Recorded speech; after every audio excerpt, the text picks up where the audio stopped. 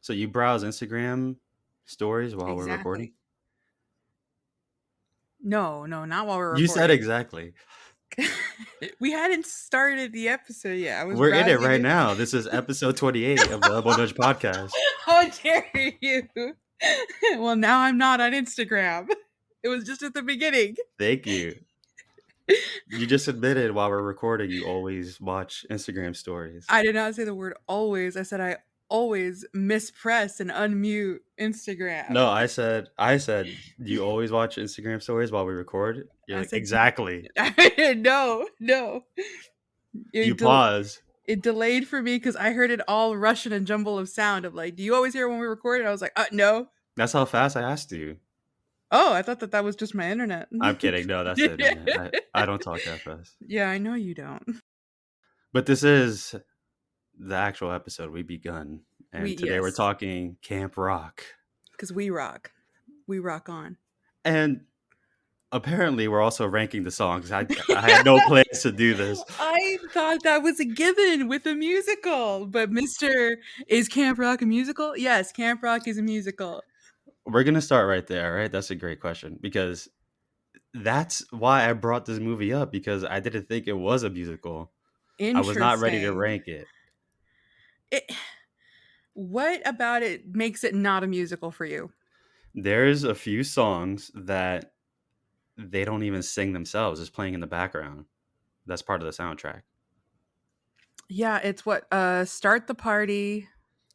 Start the Uh Party, and let me look at this list. It's the one that Demi sings in the beginning. she kind of sings it but not really. Not No, the really. one that she's waking up to, the beginning of Yeah. the. Yeah, Who Will I Be? Yeah. And then, is there another one? I Uh felt like there was maybe one more, but I think that's it because the rest already that throws me off. 2 out of 11 though. Mm, But then mm, there's some that feel like it's not full songs. yeah. Um, Gotta Find You, when Shane sings it, is it his full Gotta Find You, or is he singing a snippet of his song? Nah, the soundtrack has like a 3-minute version. It's a full song, but I think the movie does it for like A a minute. minute. Yeah. Yeah, a minute. That's what confuses me. So I don't know. Am I just a fool? I think it just didn't occur to you that Camp Rock was a musical because No, it didn't. there are like 9 songs that are sung by the characters in the film, and I think that constitutes a musical. I just feel like they don't wind me up for it. They don't get me Oh ready. Like, yeah. all right, this is a musical part. You don't hear it like or this even the slow build up like what I've been looking for. Yeah, you start hearing the instrumentals, and then all right, it's coming. They're about to sing. The start of something new. Does a little cough, The cough. clears his voice. Yeah, yeah. You're like, oh, he's getting ready to sing. We're about to hear some music. And obviously, we're gonna have to compare this to High School Musical too. It's a given. This movie came out in 2008, 8. so 2 years after HSM. Yeah, 2006 was High School Musical 3, right? Yes. Wait. 2006? Wait, No. no, 2008 was High School Musical 3. 2000. Yes, you're right. So, Yeah. High School Musical 3, hang on. What month? I want to get like the timeline. High School Musical 3 came out in October and Camp Rock came out in June. Okay, so Camp Rock came out before HSM 3. So High School Musical is like the MCU already releasing Endgame, and then Camp Rock is the DCEU trying to Man create of the Justice Steel. League. Yeah. Yeah, basically. I was looking into it. A lot of the same songwriters that worked on, and I shouldn't say a lot actually. I think it's just Some. 2 of them. 2 of the people that wrote, to be like the guy who wrote some of the big ones, his name is Matthew Gerard. He did We're All in This Together and like What Time Is It? I Don't Dance, The Start of Something New. Uh and even High School Musical from HSM3. He did Who Will I Be and Start the Party. He wrote those songs. Interesting. So we have a little bit of talent crossover in this. Did you know this before you wrote your list? No, I didn't. I wrote my list first and I haven't changed it. Okay. that makes my list something. I'm You're not gonna say reconsidering? it. No, I'm not gonna change it. Okay. I just think it's interesting where I place things in. Okay. Yeah. Okay. But yeah, and then there's the other one. Here it is. Gotta Find You and This Is Me is written by Adam Watts. He has a couple of hits. Like he was a songwriter for like Jesse McCartney, heartthrob of the 2000s. But he also wrote Gotta Go My Own Way. And I was like, what about So he has a us? few misses. That's fine. It's Ah, okay. We all do. I will not. No, no. He's got What? a hit.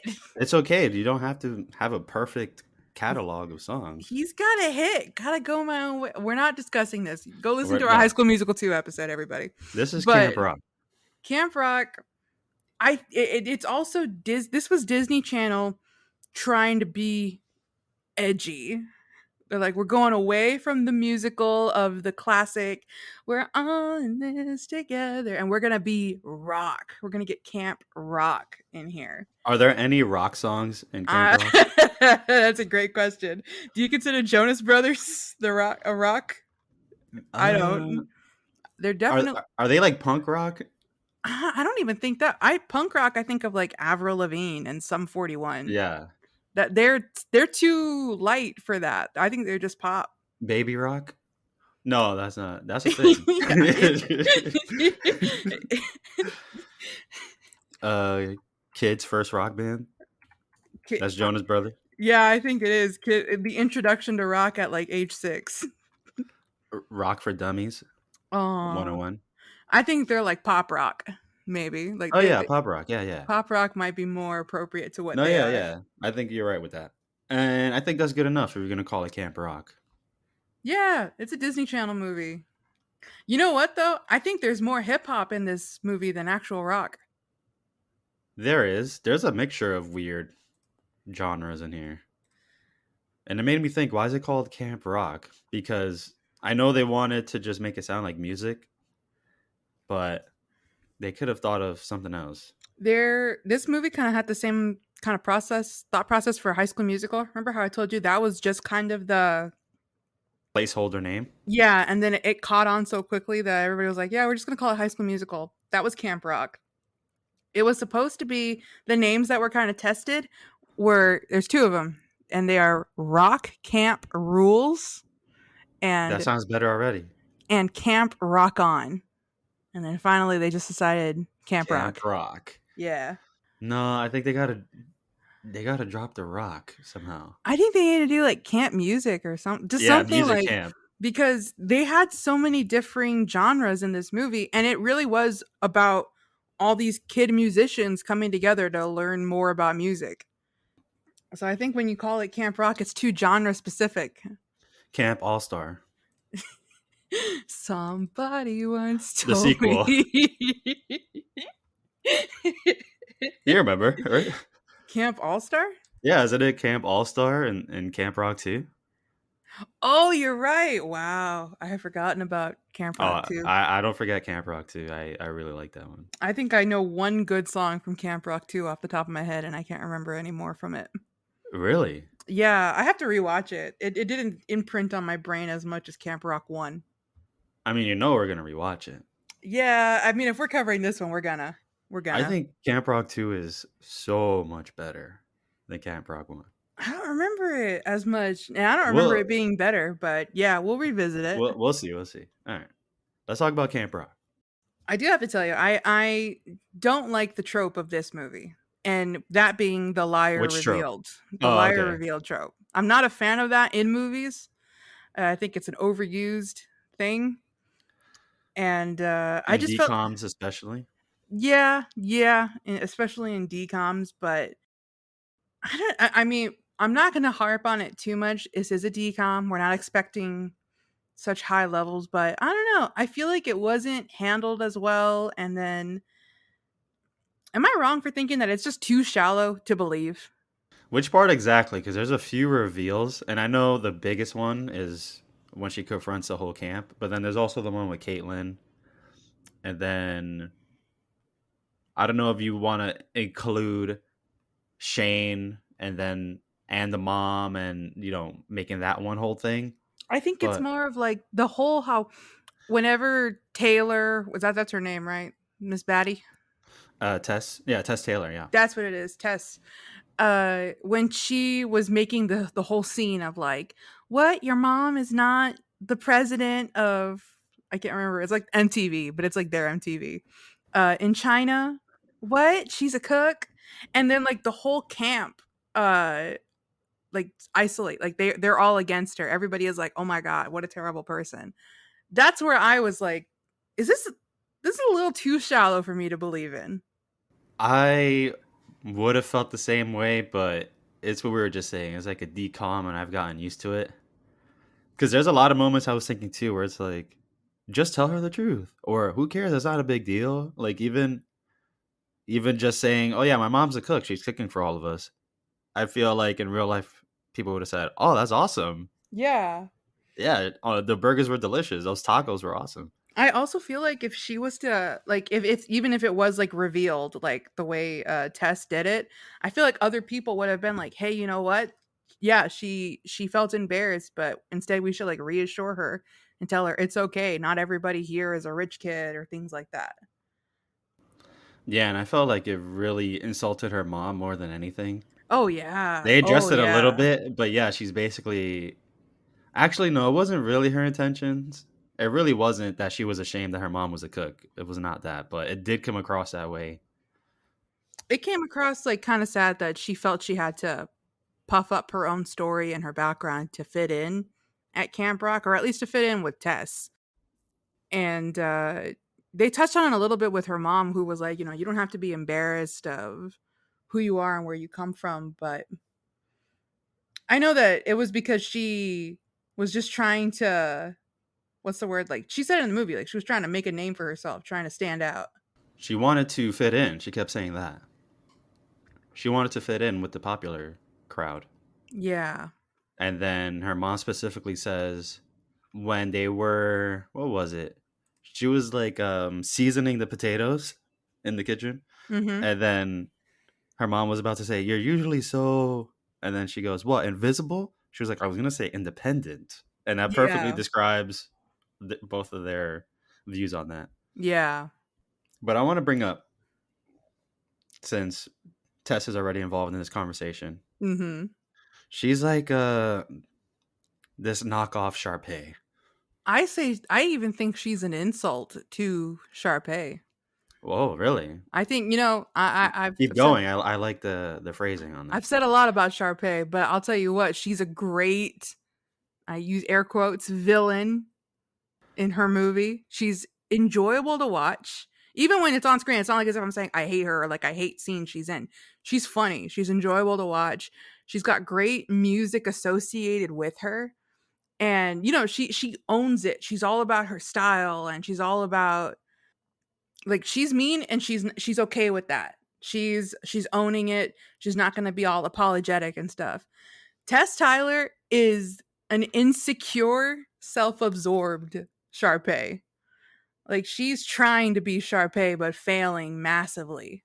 So she doesn't annoy you as much as Sharpay, No, she annoys me way more or because I she mean to doesn't. reverse, yeah. Yeah, yeah.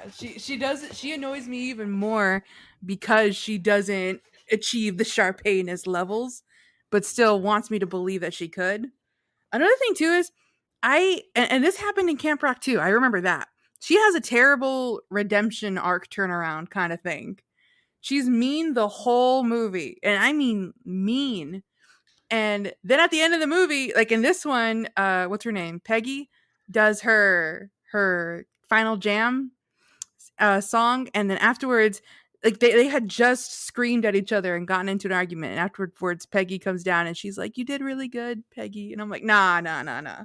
We have not had a redemption arc for her." And it's not like a Sharpay thing where it's like she genuinely means it and then turn around and break a leg.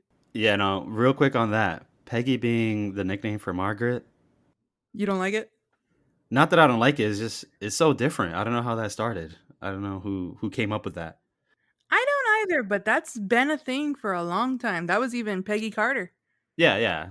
Agent Carter, Peggy. Mhm. But yeah, I didn't make that connection until the other girl, she was like, Margaret. She's like, yeah, that's me. And then she goes on stage. And then when she comes back, Tess says, Peggy, I'm sorry. I'm like, Peggy? Oh, yeah, Margaret. What? Margaret, Okay. Peggy. Yeah. I don't know who invented that, but it stuck. And congratulations. But yeah, so the redemption arc, I wanted to bring that up too because she actually got a redemption arc. Did Sharpay ever redeem herself? Or she just always accepted into the final song in the Yeah, movie? absolutely. Because it's not like as if I think another thing too is Sharpay's love is the theater. The only time she was really in the wrong was High School Musical 2. And then even after that, Gabriella like set her straight. She got mad at her, and then afterwards, Sharpay was like, "Okay, we can sing with the Wildcats. Like, I'm sorry, but I'm talking about High School Musical 1. Sharpay wasn't mean or cruel or anything like that. She just wanted her role in theater, and so she was just like, "Hey, how can I make these two choose their own like studies and basketball? That way, I don't have my competition." But Tess was like actively and was like, I'm gonna expose her. I'm gonna make sure that what's his name, Shane, Joe Jonas knows and all of that. I don't know. She's just more mean, but then also they want us to believe that she has like this insecurity and this whole thing with like her mom and stuff. And I just feel like the writing sometimes for her was really inconsistent. And like they were trying to be Sharpay, but they didn't like commit to it. They pulled a very cliche backstory for her of like the mom being negligent and not really caring about her very much Yeah. to the point where she somehow manages to show up to Camp Rock for the final jam, but then still ignores her performance, Yeah. which is hilarious. But I think she was very genuine at the end. Honestly, I do feel like whether or not she earned it, I don't know, but I do feel like she was genuine after she saw Peggy slash Margaret perform, and that she fought. I feel like she really did say, you know what, you're very good, and I should have told you earlier. And then the fact that she even apologized to Caitlin and Mitchie, and and then she even said, hey, and I also told them that I pretended that my charm bracelet was stolen. That you guys really didn't take it. That was completely mature, like on all fronts. She like covered all her bases pretty much. She should have gotten suspended for that. I'm like, what? Why? You Wait, made why? you made those two girls miss their final jam entry. And then just afterwards, like, oh, I'm sorry. Like, I made it up. Yeah, and I was thinking this when I got to that point, or no, before that. I was thinking, is the final jam even all that important to Mitchie? How important is it for her to perform in this final jam? I mean, she performed. She was like, hey, it's the end of final jam. I'm here. I want to perform. Yeah, but I was thinking, all right, let's compare it to High School Musical again. Okay. In the first movie, Troy really wanted to show that he was, he made a commitment to Gabriella to be in the show, and he wanted to break free, and show that he's into music as well. And they Mm-hmm. also had the game to play as well, side by side. But it Mm-hmm. was important for that aspect, right? Yeah. In the second movie, there was something on the line on there's people there to watch Troy perform, and he could possibly get scholarships or possibly get to meet face to face with people in the school that he's interested in going to, right? Mm-hmm. So I feel like there's stakes in this for Mitchie's final jam. I feel like first of all, I don't think the rewards were even completely revealed until the night of. I don't think everyone knew that they were going to win a duet with Shane until that night when they announced it. Like, oh, and by the way, who the winner, on top of getting a trophy, and I don't know what else, they're also going to get a duet. So yeah, I don't think there was anything on the line for her to win Final Jam or be in Final Jam, and the fact that she wasn't even in it kind of showed that she sang technically on the stage, but not for Final Jam and not even to win anything. So I don't know how much was riding on this for her to do that. I think it was more of a personal goal for her. How because she harps on that throughout the movie where she's like, I'm invisible, I don't stand out, I'm like a nobody, I'm always blending into the background.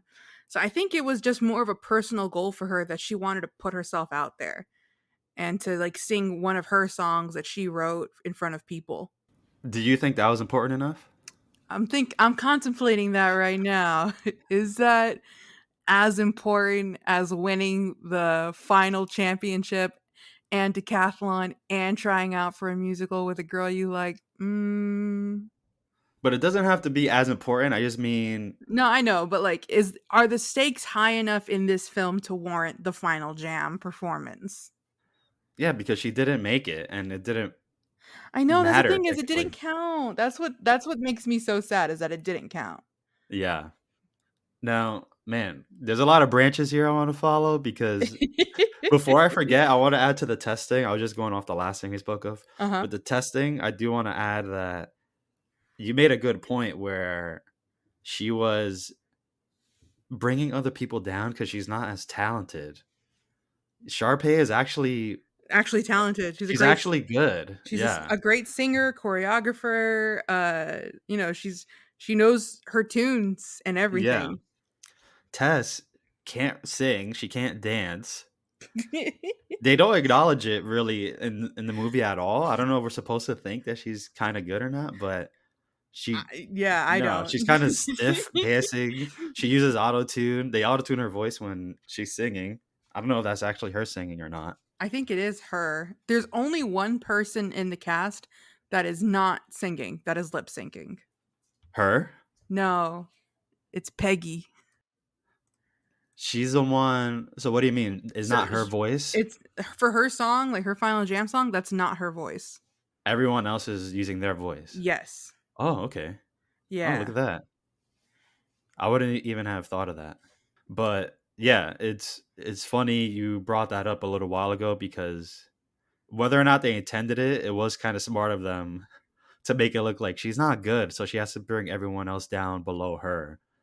And when she heard Mitchie singing, she's like, "Oh, you'll be a great backup singer as a part of our group." Like hide her talent pretty much. Yeah, you So gotta that was bury good. her.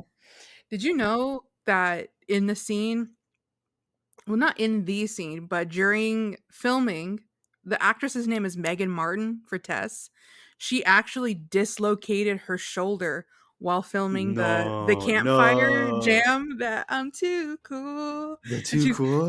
moving her shoulder back and forth. Yeah, She dislocated her shoulder while filming that song. are you serious? That was in the IMDb trivia. So we see her shoulder dislocate in I, that song, I don't think that's the shot they used, but but it happened. Like it happened. they could have do a retake after that. She could have moved her shoulder.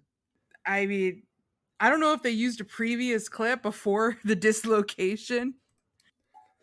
They probably just mirrored one shot multiple times. They just cut her out and then using a They little use Photoshop, they a flip it. shoulder double. Yeah. Somebody with a green screen, they just have a green screen over their entire body and just leave their arm. They deep faked her face onto a shoulder double with the green screen. It was moving. I don't know. That dance is kind of awkward. The whole like when they were practicing and Mitchie is like looking in the window and seeing that song, like how they're like moving their arms up and down like go-go girls. And Yeah, Mitchie is like, oh my gosh, like she's in staring in awe. And I'm over here as a viewer, like, is that supposed to be good. good? Song and dance. Like, is that supposed to be good? Yeah, that I don't know what the movie's trying to tell us, but no, it never looks good. I even remember because this was like one of the last DComs I saw as a child, still watching Disney Channel. I think after that, it was my anime phase. But I even remember as a kid watching that and not thinking it was cool, even though the song is called "Too Too Cool." cool. It's not. It's not cool at all. Yeah, these were one of the last movies in our golden age Yeah. of DComs. Yeah. I don't even think Camp Rock 2 made it. I think I saw Camp Rock 2 I during saw. our decom Yeah, that's when I saw it, was with our decom nights when we would watch rewatches. them. Yeah, I think it didn't make the cutoff. I don't know what year it came out. I'm gonna guess 2010. Let me look it up real quick. I have it right here. 2010. You're right. Oh, there you go. But yeah, and I'm calling it the golden age because it's the age we were watching it in. I'm sure anyone younger, what they're watching now is probably the golden age for them. So I think I'm looking at like the list of decoms, and yeah, I think Camp Rock was the last one. Well, no, wait. I think I saw Hatching Pete on TV, and then I definitely saw Starstruck. That was the last one, and Starstruck was like early 2010, and that was it. After that, I did not watch anymore. that was a cutoff for me then. What are a few more that came after Camp Rock? Cheetah Girls, One World. That's Cheetah Girls 3. Dad Napped, Princess Protection Program, Wizards of The Waverly Place. The beep beep beep. Wizards of Waverly Place. There was something big about that, right? Like, didn't it have the most viewers No, well, I at was the gonna. time or something? I'm glad you brought this up because I was gonna bring it up later, but you reminded me sooner. Did you know Camp Rock is the third most viewed decom? It's behind two, and I want you to guess the two of them. High School Musical 1, High School Musical 2. Incorrect. High School Musical 1 is the first one. No, What? no. Impossible. The first I have one. to go back in time and fix this. You gotta go watch.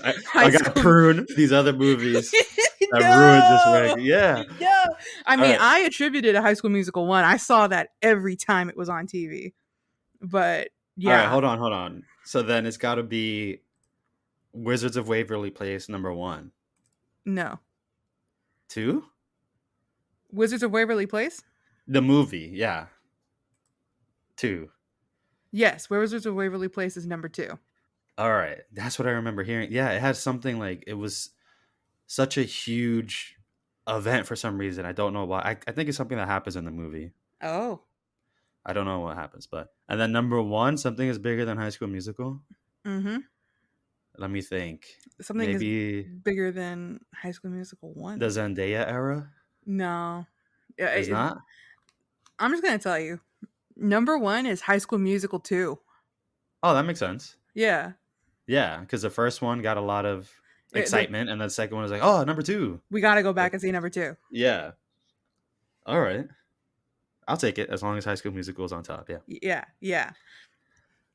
But Camp Rock being number 3, that's surprising. That was really surprising for me. I would have thought it was High School Musical 1.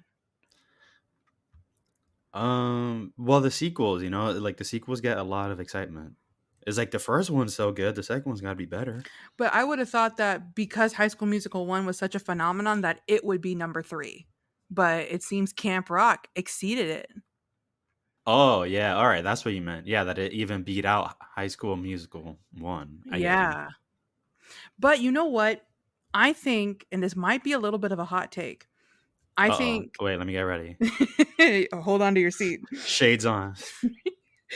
I think the vocal talent in Camp Rock is better than High School Musical 1. And by that, I really just mean Demi Lovato and the Jonas Brothers.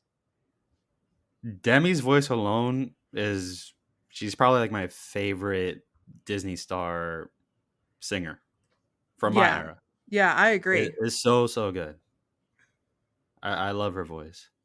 Jonas Brothers, even them. I'm trying to think though, because you're comparing it to like all of Disney. And I'm comparing or High School Musical. I think I am comparing it to like almost of the Disney Channel stars. Well, yeah. Well, wasn't the Jonas Brothers a band before Disney, or they became a band under Disney? I think they became a band under Disney. Okay. All right, I'll give them credit for that then. Because I was going to say, if they come in as a band and singers, all right, come on. You got the leg up. You got the leg up already. But like Zac Efron. To be fair, also, Zac Efron didn't sing in High School Musical 1. It was Drew Seeley. Yeah, but then we found out that he had like 2 moments where he used his real voice. Yeah. On the balcony, and then and the cough. The cough better be his. No, but then and also the opening of Breaking Free, that's his voice. Oh, that's right. That's Just the right. opening. But yeah, definitely Demi. I love her voice. I just love her voice. I love her songs because it just sounds. I don't even know how to describe it. How do you describe sound? It's Beautiful. beauty. That's what Demi's voice is. It's When the beautiful. clouds open up, you're gonna hear her voice. One of the songwriters, I have it here, ended up it's the his name is Toby Gad. He actually didn't write her songs for Camp Rock. He wrote Hasta La Vista and Too Cool, but he went on to he wrote Skyscraper for her like Oh, later that's a on. great song. The one Yeah. that she sung to aliens, Yes, to what does she call them? Star People, ETs? Star People. Star people. Yeah. I call them Ah, boops. man, Beings from other beings from other planets. it was like beings from outer something planetary systems. Oh wait, Boops. hold on. Beings from? Wait, you can't say No, from. you're right. Beings Of other of planets. other planetary systems. Boops. Boops. But yeah, so Toby Gad wrote Skyscraper, but you know what? He also wrote like for Beyonce. And I know you're a Carly Rae and J Beebs fan. I don't know if you heard the song, but like they had a collab song called Beautiful, and he wrote that Yeah. song. He also wrote I don't know if you know John Legend. He wrote like this really romantic song called All of Me. Yeah, every single wedding ever Yep, after that yep, song came out, yep. played it. So he wrote that song. And he also wrote Fergie's Big Girls Don't Cry. Dang, a lot of hits A lot of on that hits list. after Hasta La Vista and Too Cool. You know, the first ones are always practice, right? And then you Yep, yep. take off. Also, you know, you gotta feed the kids. You gotta get some paper in the bank. Sometimes times are tough. Yeah, sometimes it's just to cut the check. Yeah. But he went on to write Skyscraper, which is one of Demi's best. Best. Best. I love how she sung the national anthem too. What I haven't heard that one. This is when she was younger, maybe even around decom age, Wow. but it was beautiful. I remember Camp Rock did catapult me into a huge Demi Lovato fan era. I had 2 of her albums. What's the other one? She did a Sunny with the Chance, and I watched every episode of that when it came out on Disney Channel. Yeah, but Camp Rock was her first debut into Disney Channel, right? That's correct. Man, they picked a good one They really did. because she has very, how do you say, like everything about her is very likable. The way she acts, her eyes, her expressiveness, She's her so smile. yeah, she has such an infectious smile and laugh, and Yeah, so cute. Demi Lovato was so cute. yeah. So they got a good one, and I'm surprised that Camp Rock couldn't make it to a third, like a full trilogy. I think they were already like going into their big careers at that point. Demi and the Jonas Brothers. Oh, they were too big They for were Disney getting Channel. too big. Cause they, like I said, this is what I mean. Like, I think they have the biggest vocal talent. And after Camp Rock 2, Demi went on tour and so did the Jonas Brothers. So like I think that was the reason they couldn't do Camp Rock 3 was because they just didn't have time in their schedules anymore. They wanted to focus on their musical careers. But this wasn't the first movie the Jonas Brothers did, right? Did they have their show before this? Oh, that's a good question. I thought they did their show because of Camp Rock. Let me see. No, yeah, I think their show came after. Camp Rock. Is that Jonas Brothers Living the Dream? Yeah. 2008. Well, 2008 to 2010. No, their show was already out in May. Before? Yeah, before. Before Camp Rock. Correct. Okay, that's what I figured because they're even introduced as the Jonas Brothers, like a thing, a band. Mm-hmm. I remember their first appearance was in an episode of Hannah Montana. Yeah. I was thinking about Miley Cyrus when I said I think Demi's the best, like because I like Miley Cyrus's voice too. I think it's very nice, but Demi is just up there. Demi is up there. I don't know. Miley Cyrus is my Ryan Reynolds. I can't stand Miley Cyrus. Oh my god. No, no, no, no. Now you're calling everything Ryan Reynolds. No, you're telling me about the Law and Order thing and whatever her name was. What was that girl you said that you didn't like? Was it Jennifer Gardner? Yeah, No, Jennifer Gardner. she's actress. I can't stand Jennifer Gardner, but I also can't stand Miley Cyrus. Anytime I see her, I can't hear anything she makes. I can't even hear Hannah Montana anymore. The other day I went back to try to like, cause I had a Hannah Montana CD, and I tried to go back to Spotify and like re-listen to it to see if like hopefully I still had some of that childhood love for it. I heard her twang. She has like a twang in her voice. I can't stand it. What? You're from Texas. It's she's not. She's from Tennessee. It's a different accent. I know she's not, but it's nice. That's what makes it unique. I don't like her singing, her voice. I don't like it. Wow. I find it so annoying. I'm surprised. I think she still has. Well, this was an old video that I saw while we were doing the High School Musical episodes. I was watching a video that got suggested, and it said the highest listened to songs, I think, on Spotify. So I don't know how outdated that was, but it was The Climb.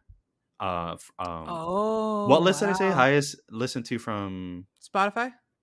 On Spotify, but from Disney Channel. I don't think I specified that. Okay. From Disney Channel movies, it was The Climb. That was number one. That's so believable because that song was huge. Yeah. Huge. They would play that. They would play that on TV instead of commercials. Like it would be like, we'll be back after these messages, and then they would just play the music video for The Climb. They would decline money to spread this beautiful voice.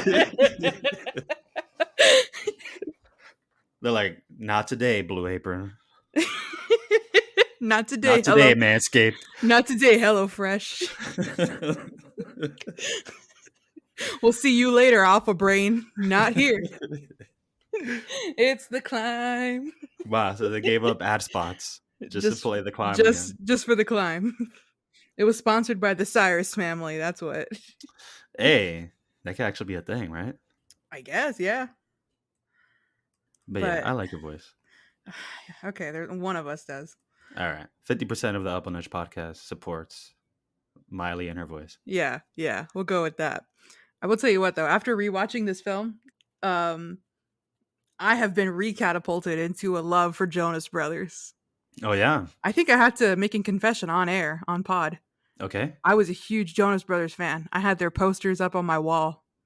You say this like people wouldn't expect that from you? I'm just saying, I have to make it known I have a bias. That You're saying like this is a dark secret? Like, I gotta confess. I gotta say this on air. I gotta say it because they gotta know that I am biased to the Jonas Brothers. I do love them. Even like after watching this movie, I was re-listening to, I have 2 of their CDs. So I was re-listening to like the albums that I used to own. And but I'm just saying, anybody could have guessed this, Caroline. It's Yeah. I'm not denying that. I'm just trying to make it clear. You want to let the world know. I was a Joe Bro fan. I just think so, Yeah, this is a common thing. It was like One Direction. Yeah. They walked so One Direction could run. Oh, and you know what? I'm glad you brought up One Direction because this is going to tie back into the movie again. This is just something you say every day. I'm glad you brought up One Direction. Yeah, that's so many beautiful voices in that band as well. But Shane Gray being in Camp Rock, isn't that straight up like Harry Styles? Yeah, Harry Styles being in Camp Rock. And yeah, this is your coach. How's he not being bombarded every single day? That's what I was thinking. And the movie started off that way, and then it's like they forgot. Yeah, he could just hang out by the dock and play the guitar. People were just walking by, and at the beginning when he was out, girls were chasing him, and that was also. Did you know that the trip that he did when he was running from the girls, that was real? He wasn't supposed to trip. He was just supposed to run and like duck under, like behind the bushes, but he fell. Oh, nice. And the director and the camera people were laughing so hard they kept it in.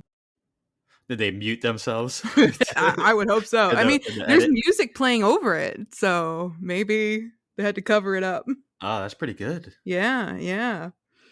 But they did that at the beginning, and then after that, it's like they forgot he's a superstar, and he was just on the dock chilling. He was going to classes to teach, things like that, just undisturbed. Either Yeah, that they or got over it really quickly. I know. I mean, like, just think about it. If I was a teenage girl, like at a summer camp, and I'm trying to think of who my heartthrob was. And Jesse. BTS is I was gonna say if I was a teenager and Jesse McCartney was to walk in, I would faint. I'd be like, like that's it, losing consciousness. or you right now just go to camp and then BTS shows up. Losing consciousness. Absolutely. Yeah, that's such a big deal. But oh well. And then the way he shows up to class, he's just like, "All right, everyone, grab a hat." Why do they have hats on hand? Why do they have 30 hats Why do they have on the ready? different and perfectly color coordinated hats too? I might add, like they just had them there. Everyone Also, knew which one went with their outfit. is that like a necessary thing for hip hop? You have to have a hat and a mic. Yes. And you need some cardboard below your feet to do some twists and turns on your head. You need some snapback. Yeah.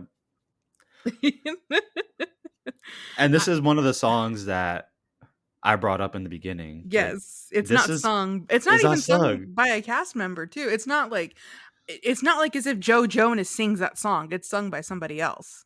This sounds like one of the songs from that could have been in High School Musical, like a High School Musical style You know song. what? It does sound like Corbin Blue. I was thinking they should have just snuck in a High School Musical song, like the Easter egg or something. They should have snuck in a song by like some of the High School Musical peeps. Like Zac Efron sings this song or something. All new song? Just write all new song for Camp Rock? Yeah. I think that would have been a good idea too. Time to start crossovering this. Time to MCU this. How do you say crossovering but smart? It's just time to cross over. Let me see. It's time to cross over. Yeah, you're right.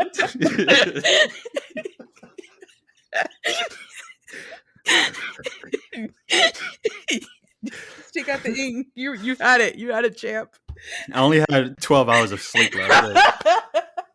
You're only as rested as you possibly could be. And I took a nap before this too. That's why I wasn't on at exactly 2. I was on like 2:30. But anyway. There's no crossover. Not even in Camp Rock 2. No. They want to keep them separate. Yeah, that's fine. I was thinking, where were they? I didn't bother looking it up, but they never really mentioned what state they're in, right? Like, where is Camp Rock? I know where it's filmed. Where's it filmed? In Canada. All right, so they're Canadian. Wait. All right, sure. They're in Haliburton, Ontario, Canada. All right, that's Canada then. And it was actually filmed at a YMCA camp in Canada. Oh, that's cool. Mm-hmm. That's cool. It's been a while since I've been to... Because I used to go to a YMCA. I have a YMCA. Now they're called the Y. Yeah, the Y. Yeah, so fancy. I used to have a YMCA near my house, but I never went to it. They're nice. It's just like they have pools. They just have a lot of outdoor activities. And then billiard pools. That's what I remember from those. They have pool and pool. Pool and pool. I remember our school... That rhymes.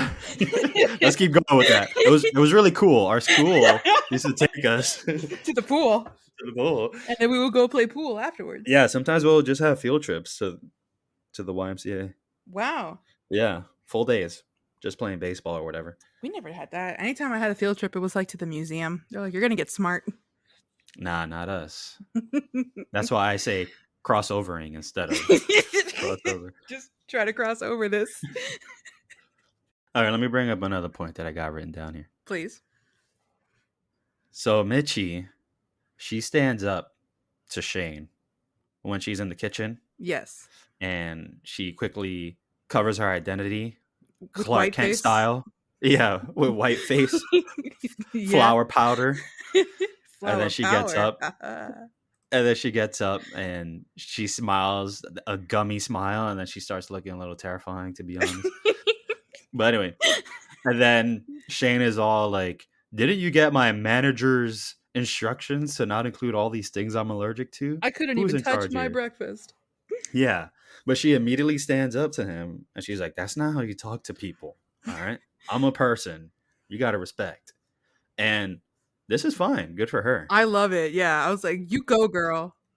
But why didn't she do that with Tess She from was the very beginning? because she was hiding behind the mask.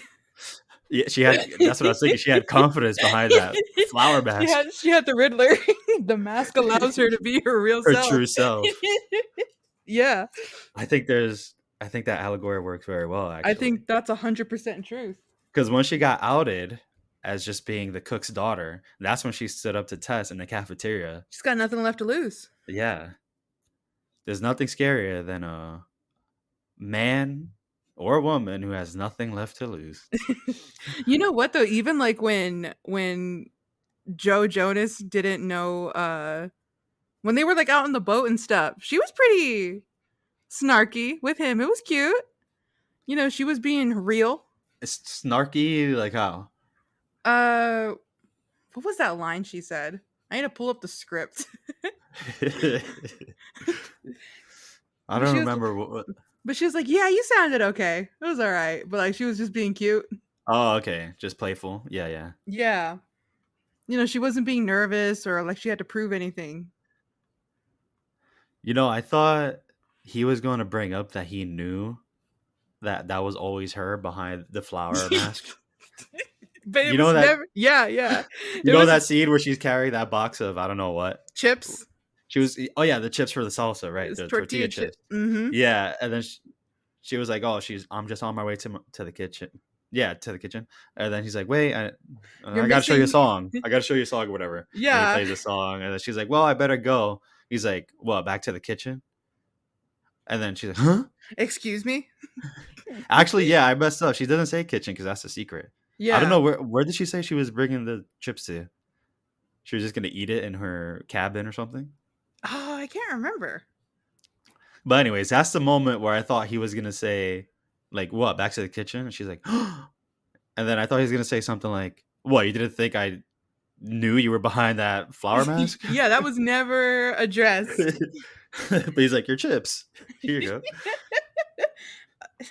I love how quickly her face changed. So she was like, "What?" I'm found out. Yeah, And then he was like, "Your chips. I'm discovered. I've been unveiled." But I thought that that would have been a pretty smart way to do that. But no, that's giving Camp Rock a little too much credit. Yeah, but it would have been cool. Like, It what? You don't think I can recognize you with just some powder on your face? I agree. It would have been cute. It would have been cool.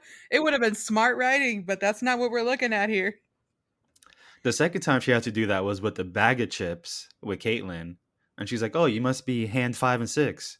And then she's like, And then she and I'm just trips. thinking, what do you think? But can't you recognize people by their hair? Yeah. I can recognize people from looking at their back, like behind. It doesn't I Say don't need to what? see not their, their back. I can The see back of people their from head? yes, and I'll be like, "Oh, look, there's like so and so." I don't know if I can, but the hairstyle is very distinct. But then I'm also thinking it's just straightened hair. Maybe other girls have that too. I don't know. I don't know. If I was to see Demi Lovato more than once, I'd remember her.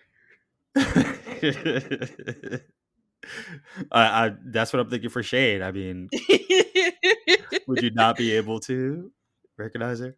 I would think they would. Yeah, Also, I thought they were dating during this movie, and they were not. They weren't dating until the second movie. they were dating at all. You didn't know? No, It was big news when it happened. I was reading all the Tiger Beat magazines. no, I was already into the MCU. So Ah, that's it. Yeah, you're yeah, beyond your cutoff. yeah. This was After right. that, This was right before your cutoff. This is this was the last movie I saw right before Iron Man premiered. and that was it. Your whole personality just Yeah, it shifted. changed. Yeah, But yeah, they dated in 2010 until like 2013, I think. that's a good chunk of time. Yeah, yeah. Time, not chime. Chime I had 12 hours of sleep last night. and a nap. and a nap for about half an hour. I slept a total of 12 and a half 12 and a hours. half hours of snooze.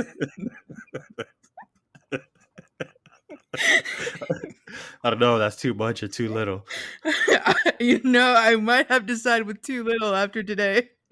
We've seen too little already. We've seen too little. We're getting there. We're getting there. We've seen High School Musical too. We've heard. That's We've done too little. High School Musical too. I was also gonna say there's no kiss. There's no kiss. There's no kiss. Can you? I can't remember. Is there a kiss in I was gonna say High School Musical in Camp Rock too? Let me think. I'm rewinding through my mind. Please.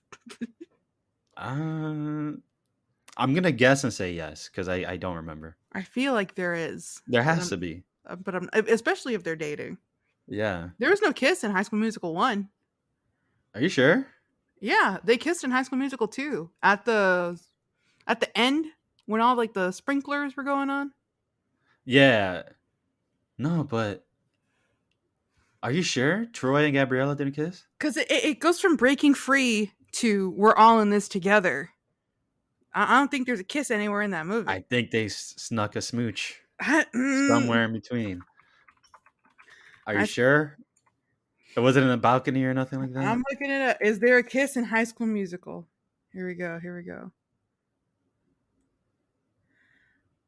Does Troy and Gabriella kiss in High School Musical? In an interview with people.com, yeah, Zac Efron said there is a real kiss that happened, but it never made the screen.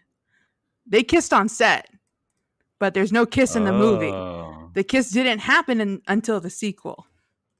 So that off-screen kiss sealed the deal in real life. Yeah, it did. I wish one of these lasted, These on-set loves. I do too. Yeah. I do too. Especially with Zach and Vanessa. They were like... That would have been cool. So cute. So cute. But this is Camp Rock. We just can't get over our High School Musical. We're using this as a secret episode for more Camp Rock. We're just nesting High School Musical talk. 12 and a half hours, Joe. 12 and a half. That's for 12 and a half hours total. I don't know if I've been awake. I've been awake for less time than I've been asleep currently. No wonder your brain is still powering up. Yeah. It's running on like until 3 right now. So, I wanted to bring up. Oh yeah, go ahead. No, go ahead. You do it. The camp counselor lady. The camp counselor lady. She was the girl at the beginning where she's yeah. Welcome to Camp Rock, holla, and blah blah blah, and we're all here to have a good time, right? I thought I was getting flashbacks to like the news anchor video I sent you, where it was like, yeet. That's how I imagine you talk when I'm not around. Maybe. Yeah, I know for sure. That's how you talk. It depends. No, it depends. Here we go. Like Here we go. It depends on who I'm with. Obviously, if I'm with my girls, if you're with yourself and when you're talking to yourself in your mind, yeah, you're like, I just gotta yeet this pen over there real quick because I ran out of ink. Okay, I'll own that. I ain't gonna lie on this pod. I'll own that one. You're keeping it 90 now? You're bringing it up? I'm keeping it 90. All right. Cool. I'm thinking about that old Kurt. That's how you respond to your mom when she says dinner's ready? I do not do that. Yeah. She's going to give me... I'm sorry. That's how you respond when you say dinner's ready after you're done cooking it, right? That's what I tell myself, like, oh, Kurt, this is done. By the way, you know how we were talking about how you could always find a cutoff for the generational years? Yes. I just recently saw one because I was talking about it with my sister. And because all my niece and nephews, they're Gen Alpha. Yeah. And I was looking it up because we were talking about it. I'm like, where's the cutoff for them? And when is it Gen Beta? And I forgot now. But anyways, the whole point is wherever you look it up is going to be a different answer. When I looked it up on Google, 94 is the cutoff for millennial. Like the That's not first search true. result. That's not true. It is. That's not true. But that's what I'm saying. That's what we were talking about. Is like if you click on a different website, it'll say 95. And then I bet we could find one that'll say 96. You know, it's just gonna be different every time. Not between 94 and 96 is like the crossover years. Crossovering I don't know. years. I have proof that I'm pretty sure it's 94. It's That's the not cutoff. concrete proof. That's your opinion. It's not concrete proof, but it's pretty solid enough to No, it's rest my not. case. No, it's not. I think so. Nah. Let's move on. So this camp counselor thing. Yeah. I just thought it would have been real funny if they gave her like the Michael Scott effect. Oh, yes. I was kind of thinking that's what they were going for, but I gave it too much credit. No, not at all. I thought it was strange because every time she was like, holla, everyone's like, whoa. And then she's like, we're going to have fun, right? And it was like, yeah. Like everyone is so into it. They're so well I thought it was, behaved. yeah. And she was a hype woman and it worked. But I thought they were going to go the Michael Scott way where she would be like, all right, everyone, let's get ready to rock. And then there's crickets. And everyone's just staring at each other. Like, what the heck? I signed up for this. Where are we going? Why are we here? But no, everyone was so into it, which it's a better scenario. That does like remind me, this camp is hyped up to be like the music camp of the rich and famous in this movie. Yeah, they have celebrities. And yeah, like Tess's mom is like a Grammy award winning singer, and like that's why Mitchie feels like she has to. Everyone is children of someone Famous, somewhat important or famous. Exactly. But then in Camp Rock too, they treat they're it the like bummy. They're the bummy camp. Yeah, they're the bummy, fun-filled YMCA summer camp. And Camp All-Star is painted to be like the camp. Camp Rock is painted to be like in the first movie. Exactly right. Which is very confusing to me. I don't know how that happens. Maybe they just get better stars. This is what happens when they allow Mitchie to come to this camp, is they set the standards low. Yeah, she tainted them. She tainted that Camp Rock. Or maybe the Connect 3 just fell off.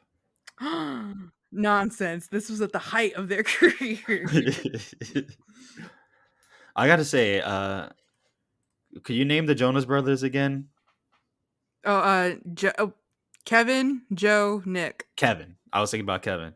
Kevin's hair, man. He doesn't have straight hair. He does not have straight hair. He's trying to make it straight. His peak look was curly hair. When he embraced the curls, he's cute. He embraced it after this, right? Yes. He saw this movie and he knew he made a mistake. Do you have curly hair in Camp Rock too? Yeah, I know he had better hair and Nick had better hair. Yes. In Camp Rock too. Yes. And then something happened to Joe. Oh yeah, I'm looking at Joe right now. Sorry, Joe. Messed up.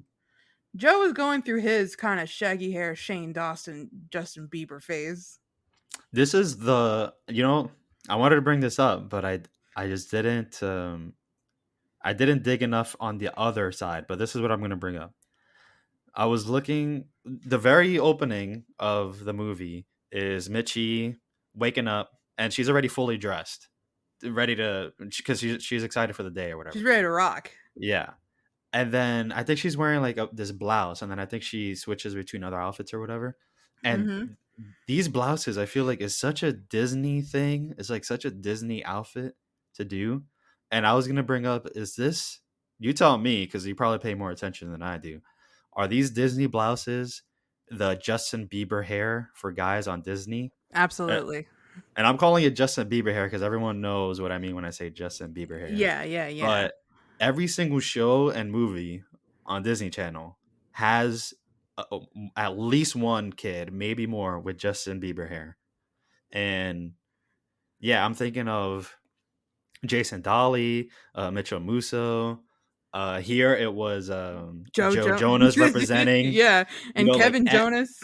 Everyone has that hair. If you look, everyone's going to have that hair. That's like a very Disney hair to have it straightened and combed down on your face. Is this blouse thing? Am I onto something with this blouse thing or no? There's like a Disney fashioned a trend that people were looking up in kind of fashion history, and it's called like the layering of Disney clothes. And it's how Oh, Disney main characters or even just Disney characters always layer. There's even like screenshots of like Zendaya and what's her name? Bella Thorne from Shake It Up, yeah. and how their clothes is like layered. It's like tank top over a t-shirt, over like then under a vest. It's like all of that. It's just there's constant layers going on. And with Demi, I noticed it particularly in This Is Me. She's wearing a maroon blouse and then she's wearing a maroon cover over it. Like they're always layering stuff. Even Yeah. Allison Stoner is doing the same thing. She's always wearing like a it's like a tank top, it's a t-shirt and then a tank top and then like a hoodie. It's just that layering effect that a lot of Disney girls always dressed as. Yeah, I don't know. I don't get it, but I think it's interesting. And also like this movie was partially sponsored by Aeropostale. And I think Aeropostale? I is that how you pronounce it? I think Aeropostale? so. Aeropostale? Is the T silent? I think it's Aeropostale. I don't know. Pastel? I'm not Aeropostale. I'm not 100% confident, but that's how I I always never used to say shopped at Aeropostale. Postal? it. I never shopped there, but it was sponsored by them.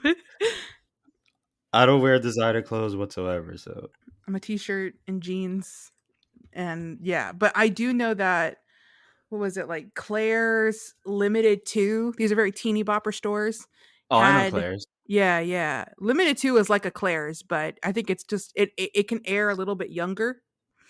Um and Target, they had like a clothing line from Camp Rock, and it was I remember it was a lot of like what Demi wore and what Tess wore, a lot of like the outfits inspired by the movie, and it they all included that layering.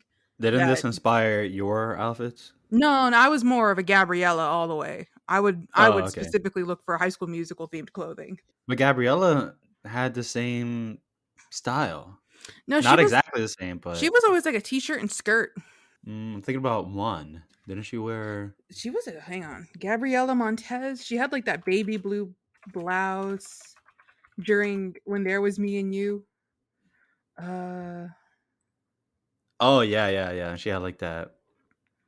I don't know, sparkly belt, bedazzled belt or something. yeah, I remember I had that outfit. She inspired your outfits. She definitely did. Gabriella Montez, that was my girl. Hmm. And just like that, we're back to High School Musical. Demi didn't override it. Demi did more of the music taste, but outfit, I was definitely Gabriella Montez. All right, I got you. I think what's really weird, I did also discover originally the Joe Bros were not going to be in it. It was just going to be Joe Bronis. Joe Bronis. I have had 6 hours How of many sleep. hours? All right, all right, all right. I have had half of yours sitting here. It's contagious.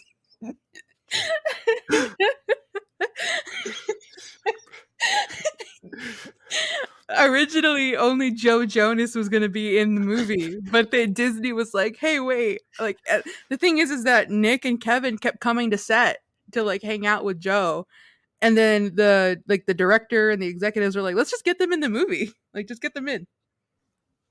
That makes sense because yeah, Joe was there mainly. It was Mm-hmm. mainly him.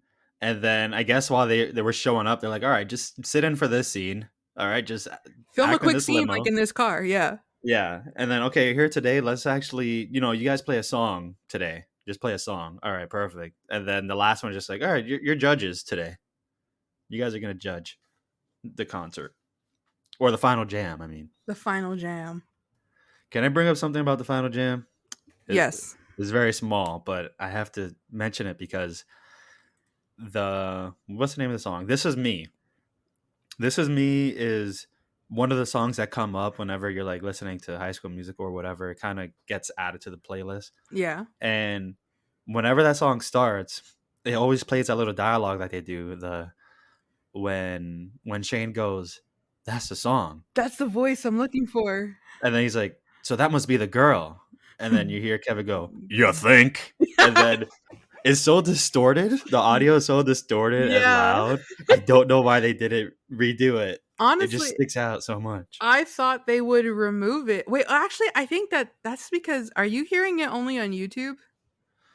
I've heard it both now on YouTube and on Disney Plus. I think on Spotify they don't have that. Hang on. Oh, you mean when it's just a song? When it's just the soundtrack, they don't have it. Oh yeah. I haven't heard it on any kind of soundtrack format. No, where it's just a song. Yeah, in the soundtrack, you don't hear that's the girl? So that must be Yeah, the voice. So yeah, yeah. I didn't pay attention to it that much, but I do know in the movie it's pretty funny. And I think it's funny because I thought Kevin was supposed to be the dumb one. You know, he's asking for the birdhouse. Yeah, he's the one making all of the like, why would he make me a birdhouse? Like, I didn't ask him, I asked you. Yeah. But then Nick is the one that goes, so that must be the girl. And then Kevin goes, you think? That's the joke. He's the dumb one, but he's smart in this moment. No. They messed up, Carolyn. Rewrite that. That's the joke. That's the punchline. I did not laugh. I Is was that- distracted by is the that- quality of the audio. Kevin had more observational skills in that moment. He recognized Demi Lovato's talent. I guess so. I have another thing about Final Jam. What's up? Do you think Peggy deserved to win? Yes. Okay, we'll move on. Who should have won? Not her. Well, who would you have chosen? I think I would have chosen. I have to disqualify Demi because obviously the judges thingy Yeah, was you taken gotta away. be fair. I You gotta be fair. I would have given it to Hasta La Vista. What?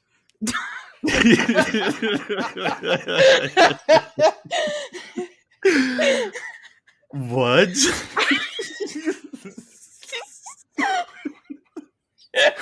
Let me check my song rankings real quick. Oh no! Oh no! Wow. I didn't like her song. It's gonna be an interesting song rankings portion of this episode. We'll get to it. We'll get to it for the rankings. We'll get to it soon. Yeah. But since we're talking about the Final Jam, did Caitlyn get completely ripped off by the end of this? She didn't get to participate, right? She did. That's why I'm saying Tess should have been like suspended or something because they really only had time for Demi to do her thing. And yeah, Caitlyn she got ripped off. She got pushed out.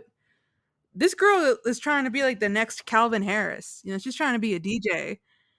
And she had although it was really funny when she played her tunes and everybody was looking around in awe. And I'm sorry, Caitlyn, I wasn't buying it. I thought she was gonna. Well, I appreciate the talent. I've seen this movie already. I know what happens, but she could have danced. She's like the best dancer. She really this whole cast. is. Allison Stoner is a great dancer. Yeah.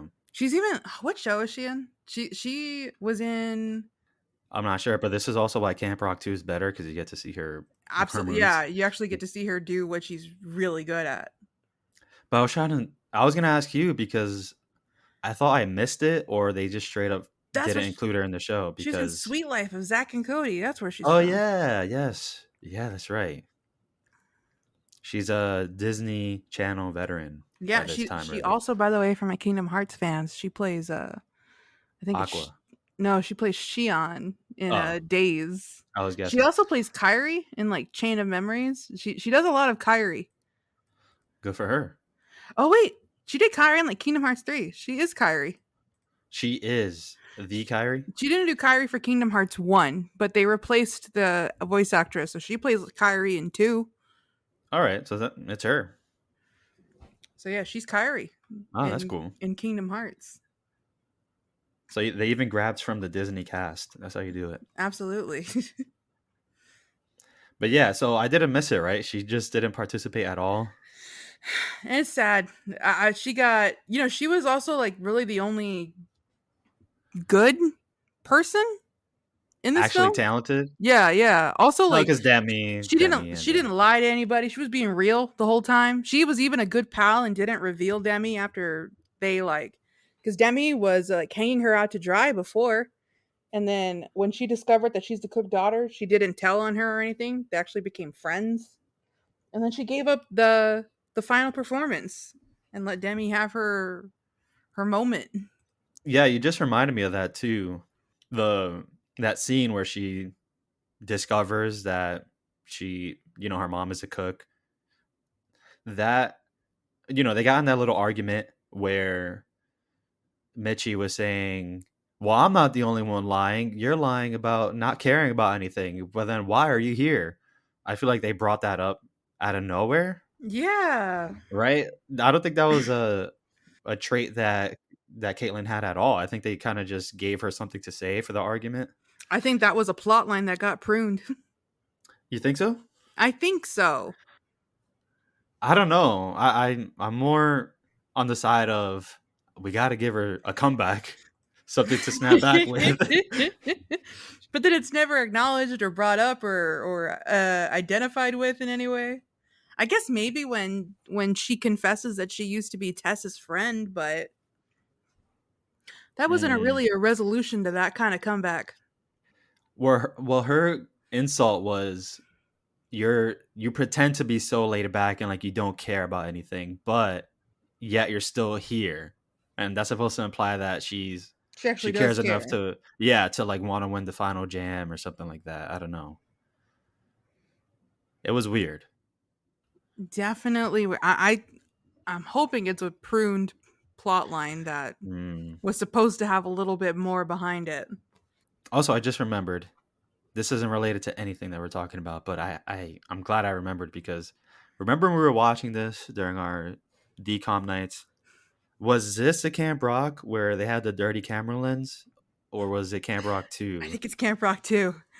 It was Hang on, hang on. I wonder if I can just because find. I specifically remember they were either on the boat or they were on the dock, and then there's like a little piece of hair or something at the bottom of the screen. You remember what I'm talking about? I do. I think it's Camp Rock too. Really? Yeah, All right, I'm gonna keep an eye out for because I it. think I found a screenshot of the hair in the corner, and It was something. it's A Camp Rock smudge. too. Yeah, All right. I got next time when we do Camp Rock 2, I gotta remember that and take screenshots. Yeah, yeah. We're definitely gonna do it because you got to see for yourself how much better Camp Rock 2 is. Yeah, I don't remember That's a it. musical. That's a musical for sure. Without a doubt, it's a musical. Yeah, without a doubt. It felt like one. But is there anything else we missed from this Camp Rock conversation before we move on to the musical rankings? Mm, only some of the Disney isms, decom isms, and that's like, why do they have unsauced spaghetti in the cafeteria? Oh There's just yeah, it's just loose spaghetti. There's not even like butter on it. Like there's no olive oil, there's no marinara. They just have noodles. that's why when they were throwing spaghetti at each other, I was just thinking you guys could just flick it off and you're fine. You don't even have to clean it up. Yeah, that's the cleanest food is unsauced spaghetti. Well, they had a buffet style. But then why it's at the table. Like they have just spaghetti. I figured they had to go up and get their sauce and meatball and whatever they wanted to put on there, parmesan. Because look how they were making the tacos. Okay, yeah, yeah, the tacos, but still, why And I would was going to you? ask you about that too. You saw how they were serving themselves the tacos? They had the shell, an empty shell, and then Uh-huh. they scooped like some tomato, put it Mhm. on the side on the plate. Yep, They scooped they're some not meat, making a put taco. yeah, it's like, wait, you guys are doing extra work. Put it directly onto your shell and then bring it to your table ready to eat. How are you gonna The whole point is to make the taco. You're supposed to Yeah, pretend to eat, and then you're in the at the shell. taco station. This Yeah, is make not. your taco If there. if it was nachos, I would like that's fine, but this is not. It's tacos. It's not hard. I was confused. I don't think they know how to make tacos. Who But doesn't? I'm thinking that's the same situation for the spaghetti, right? They get plain spaghetti and then go to the spaghetti station, get get your pasta, get your meatballs, get your parmesan, whatever else you want to put on there. I don't know if they have sausage cut up, whatever. But just plain spaghetti. But like, why would you leave spaghetti out? You don't want cold spaghetti. You want it to stay in its pot so it could stay warm. And then you give them warm spaghetti so they can add their toppings. That's just It's mm, backwards. all This is why Camp backwards. All Star is much Yeah, better. this is the bummy camp, and Mitchie was just thinking that this was the height of luxury. I bet they eat pizza at Camp All Star. I bet you they eat Papa John's pizza at Ooh, Camp All Star. they have better ingredients, I hear. Better pizza. Papa John's. So actually, I just remembered. I remember I want to ask you. I should have asked you earlier, but do we feel bad for Tess by the end? Yes or no? I don't. Okay. And then also, With your answer, it's just that your take on mine. yeah, your answer is our answer. Okay. And then, wasn't Tess supposed to steal her song? Didn't they set that up? Was this a Yeah. pruned storyline? I think so. You know, wouldn't that have been crazy if we got a "This Is Me" by Megan Martin? It would have ruined Demi's career. It would have tainted her name.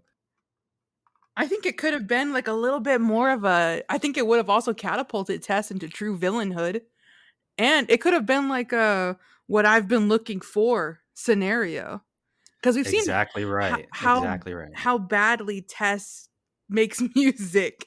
Like her songs are not. She's not that talented. So it would have been neat to hear a "This Is Me" but a suckier version, and then hear Demi's. This is so interesting that you brought that up too, because were they trying to avoid those comparisons, or did they really not want to follow through with this Oh story? yeah.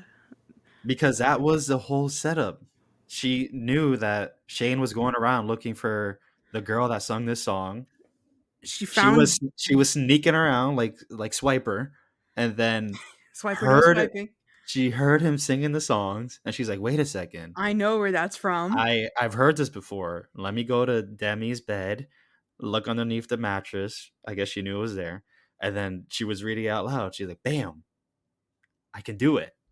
And it's a setup for her to steal the song, but she doesn't sing it. I definitely think it was a pruned storyline, but because you could also like the way they wanted us to think about it, so they didn't have to go that route. Is because I know this now, I'm gonna make sure Demi doesn't perform at the final jam, so Joe Jonas doesn't know that it's her. Yeah, I That mean, that's you like you explained it exactly right. that's the forced perspective, but I definitely think the original idea was to have her perform the song. Ah, I wonder how they would add that to the scene though, because let's say their original idea was to steal the song. The scene ends with her going, she's like looking at her charm bracelet. She's saying, I forgot what she says. Good luck getting to the final jam because you're out of here. But if the original intent was for her to steal it, then that scene wouldn't be there with her talking to her charm bracelet. Yeah, yeah. Hmm. Mm. Well, you know what? Yeah, it could have been both. Never mind. Yeah, it could have been both. Where she kicks her out of the jam so that they don't sing the same song. This movie was only filmed over a time span of 25 days. So I don't think they would have enough time to record all of that, but I don't know. At the same time, they're out of summer camp. What else are you going to do? Sing. 25 days is a lot of time. But anyways, that's all I had for the movie. I think that's all I have, too. Are you ready to get into the rankings? Yes. All right. Camp Rock official song rankings. There's 11 of them. 11 songs. Well, tell them why we're doing 11.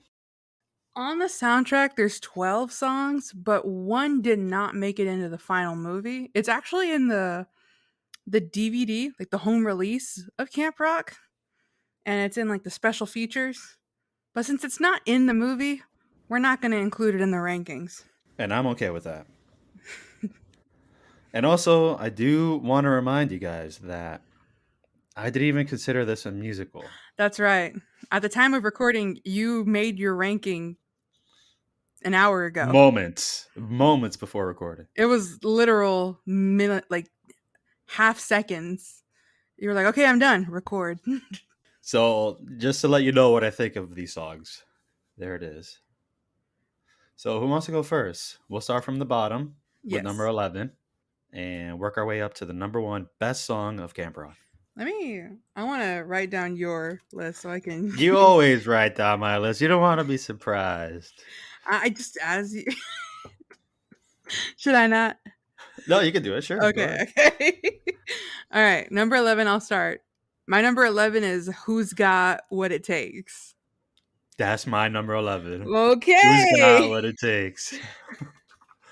It kind of comes out of nowhere for a character that we don't even know. It was like, oh, by the way, Mitchie, this is I don't even remember her name.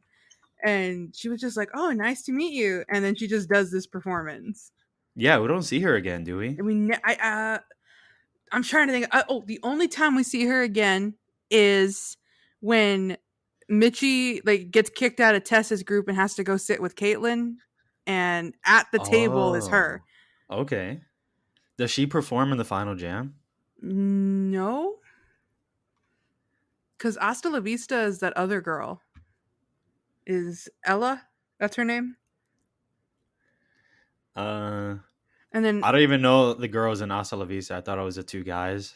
It's the two guys, but it's like also because it's Tess's two friends. It's Peggy and Ella is the was it the Asian girl, and she's in Hasta La Vista. Oh yeah. I forgot that she jumps in. But I don't think she did Final Jam. No. But either way, this song, when this came up, this is when I started thinking, oh wait, are they trying to do a musical? Is this movie a musical? Because this is a musical number. This is how a musical would go. There's some choreography here. But the song is very short and not that fun. No. And I had to put it in the bottom. I'm sorry. It comes out. The thing is like the purpose of a song in a musical also is to, I guess, like it's also to showcase something. This is a character we really only see for this musical number. It's not like, hey, here is this really talented camper that's also here with us, and then she's like a mentor or a friend or kind of thing. She doesn't really have any impact on the movie after that. And then just the song itself to me is not that good. I really don't like the way it starts. Like I was listening to the soundtrack this week trying to make my list because I made my list ahead of time. And I didn't know we were making a list. I assumed that because High School Camp Rock is 6 hours of sleep is a musical. Yeah, 6.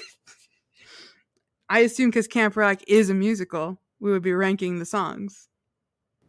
No, yeah, you're right. We have to have this discussion because it's important we do this because we don't want to let down the Camp Rockers. So right? True. So true. Can't let them down. We're going to do this list justice, okay? I really did think about my list, even though I did it moments before we started recording. Yeah. You took a good amount of time with it. Yeah. But when I was listening to the soundtrack and I always have my music on shuffle.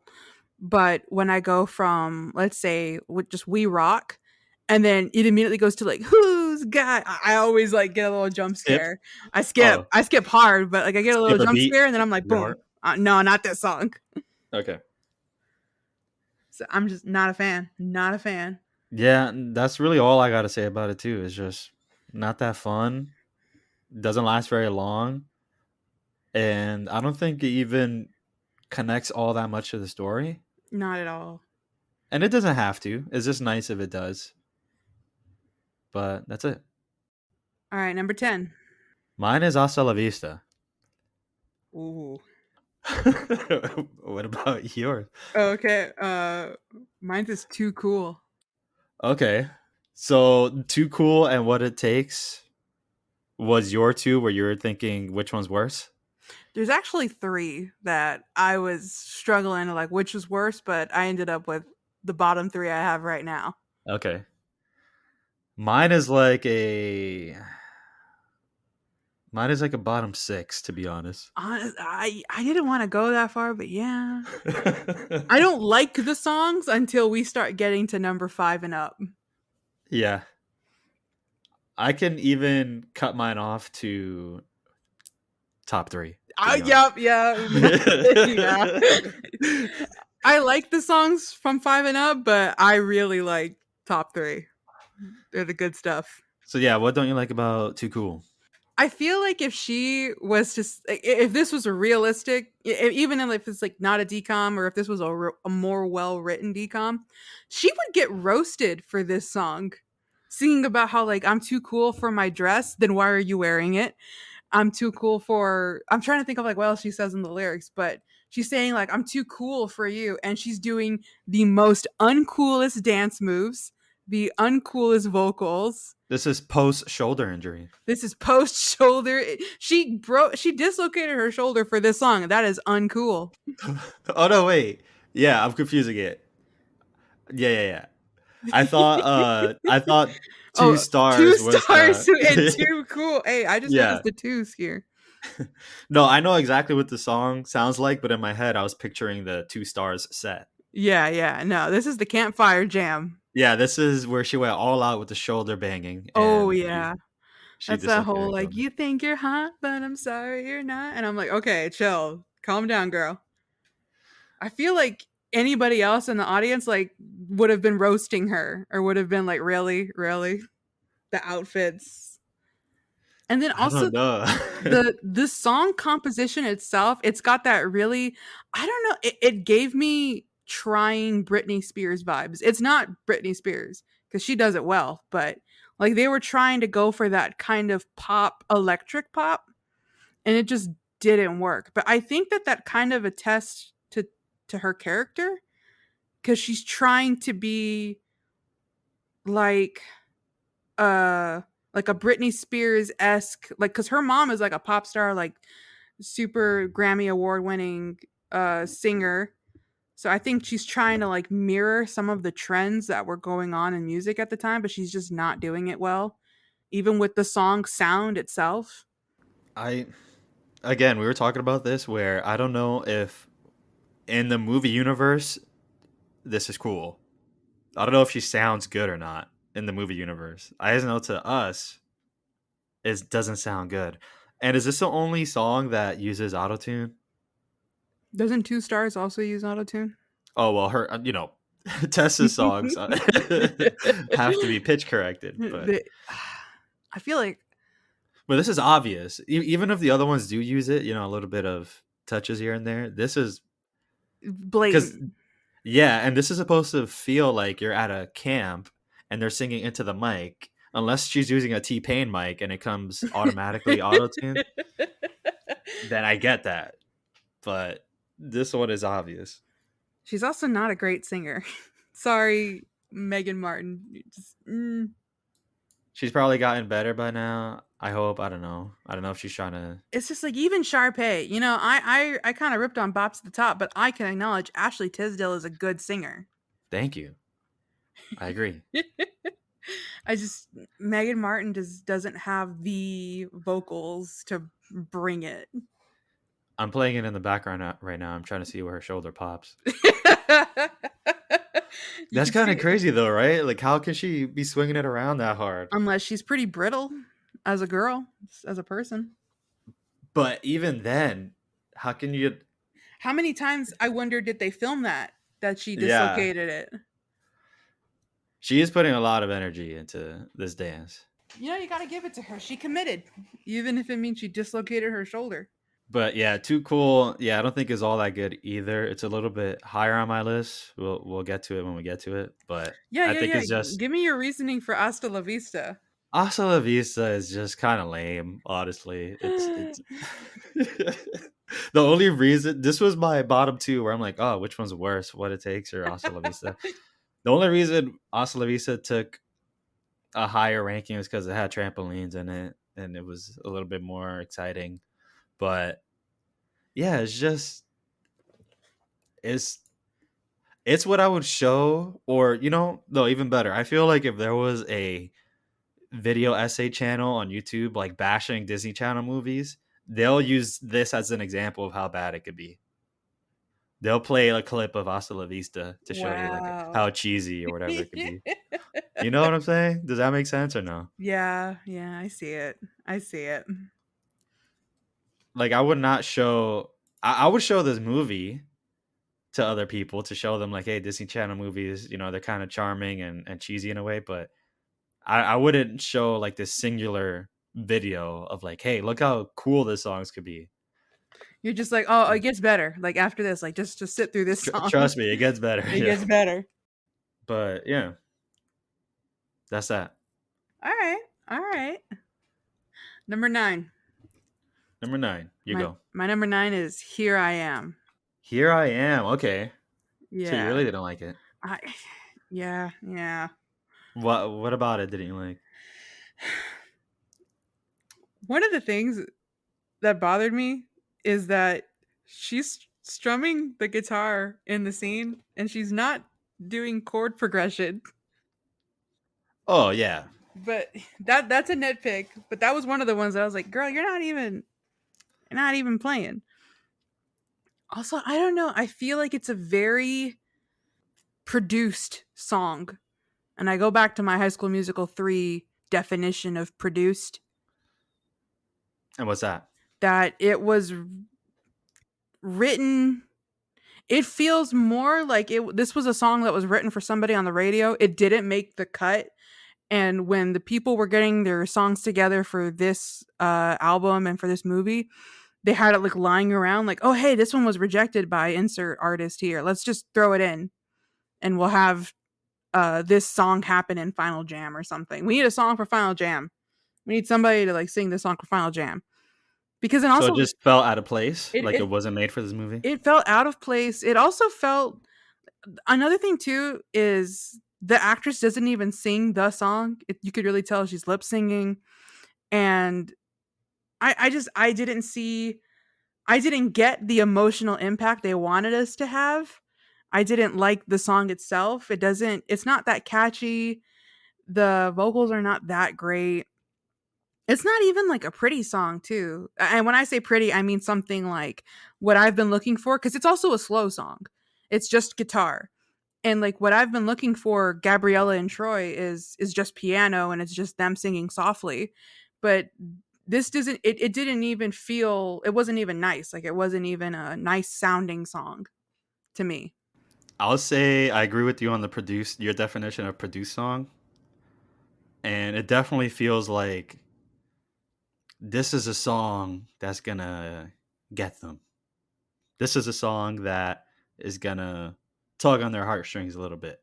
We want this to be her moment to shine, to express herself. Yeah. Now it's supposed to be the song. And did it nail it? No, not really. No. But I was a little bit more lenient on it. You'll see when it's coming up. My number 9 was 2 stars. Okay. Yeah. Yeah. This is another one where it's just not that fun to listen to. Yeah. Even when I saw the name of it, I couldn't even think of when she says 2 stars in the song until I heard it again. Yeah. I forgot the name of it. When I was making my list, I was watching the movie, and I think she says in the beginning like wake up or something. So that's what I wrote in the list. I was like, okay, Yeah. it's called Wake Up. I do like the mirror choreography. I was trying to catch the cameraman somewhere there. I couldn't find it. You always do that with mirrors. But I didn't watch it in 0.25% speed, so I wasn't really trying to catch it that hard. But you got to analyze. Yeah. But outside of that, not special. It's not special, Caroline. It's not. You know what though? It does kind of give us a little bit of an insight into her, what they were trying to do with her character. Because the song, if you look at the lyrics, you could interpret it as that's her singing about like her mom and her. Yeah. And that I think serves as a better purpose for her character than Too Cool. But yeah, it's just it's almost similar to Too Cool. They have like the same sound. It's hard to differentiate which is what. It's a little similar. Yeah. And it's interesting you brought it up that way because I didn't think about it like that. But yeah, Too Cool is her persona generally to most people. And then 2 stars is a little bit more of her real story. That's the inner Tess. Yeah. But I wasn't buying it. Yeah. Yeah. It was fine. I'm not gonna be listening to that again. Let's move on. Number 8, Number 8. Who goes? you. Me. Hmm. Number 8 is Too Cool. All right. Number 8 is Too Cool. Yeah, yeah. So I don't think this song is all that good, but I'd rather listen to it over the last 3 songs I mentioned. Hasta La Interesting. Vista, What It Takes, and 2 Stars. Interesting. And only for the fact that the chorus is a little catchy. It is. And it's just, if you're watching the video, it's at least entertaining. They're just like, They're doing like go-go dancer kind of moves, yeah, go-go swinging their dancer. arms. They're all sparkly. Demi's in Tess pops her shoulder out of her it. socket. To be fair, Demi's in it. That's another thing. It's like, hey, Yeah, that elevates it at least a little bit. it's my girl. So I'll give it that. But it's not that much better. But if I had to choose of these 4 so far, I'd rather listen to Too Cool. Okay. All right. What's your number 8? My number 8 is 2 Stars. Oh, here we go. Yeah. So we had a reverse order. A little bit, yeah, we had it reverse. Mine's is the same reason. I would hear 2 Stars over Too Cool. I don't even know the chorus for 2 Stars. It's not I always think of because she says like come on, come on, come on. Okay. I always think of, I don't know why I think of like bring it in from Good talk. Encanto. Bring it in, bring it in. That's what I think, because she does like the same kind of motions with her hands. Yeah. But yeah, that like honestly, I think it's just because it's a better scene in the movie over Too Cool. Too Cool, I was nitpicking it too much. I was like, girl, you ain't. But 2 Stars, you do see the more vulnerable side. You kind of get it. Like, okay, she wishes she had a better relationship with her mom, and the set design and like the choreography is just better to look at. It was a more entertaining scene. And so that's why it just elevates a little bit higher than Too Cool for me. I'll take it. Mm-hmm. Let's go to number 7. Number 7, I think it's me. Okay. Hasta La Vista. All right. So you put it pretty high. You know, sometimes it's a little catchy. When I was hearing it on Spotify, it took me a little bit longer to skip. Oh, yeah?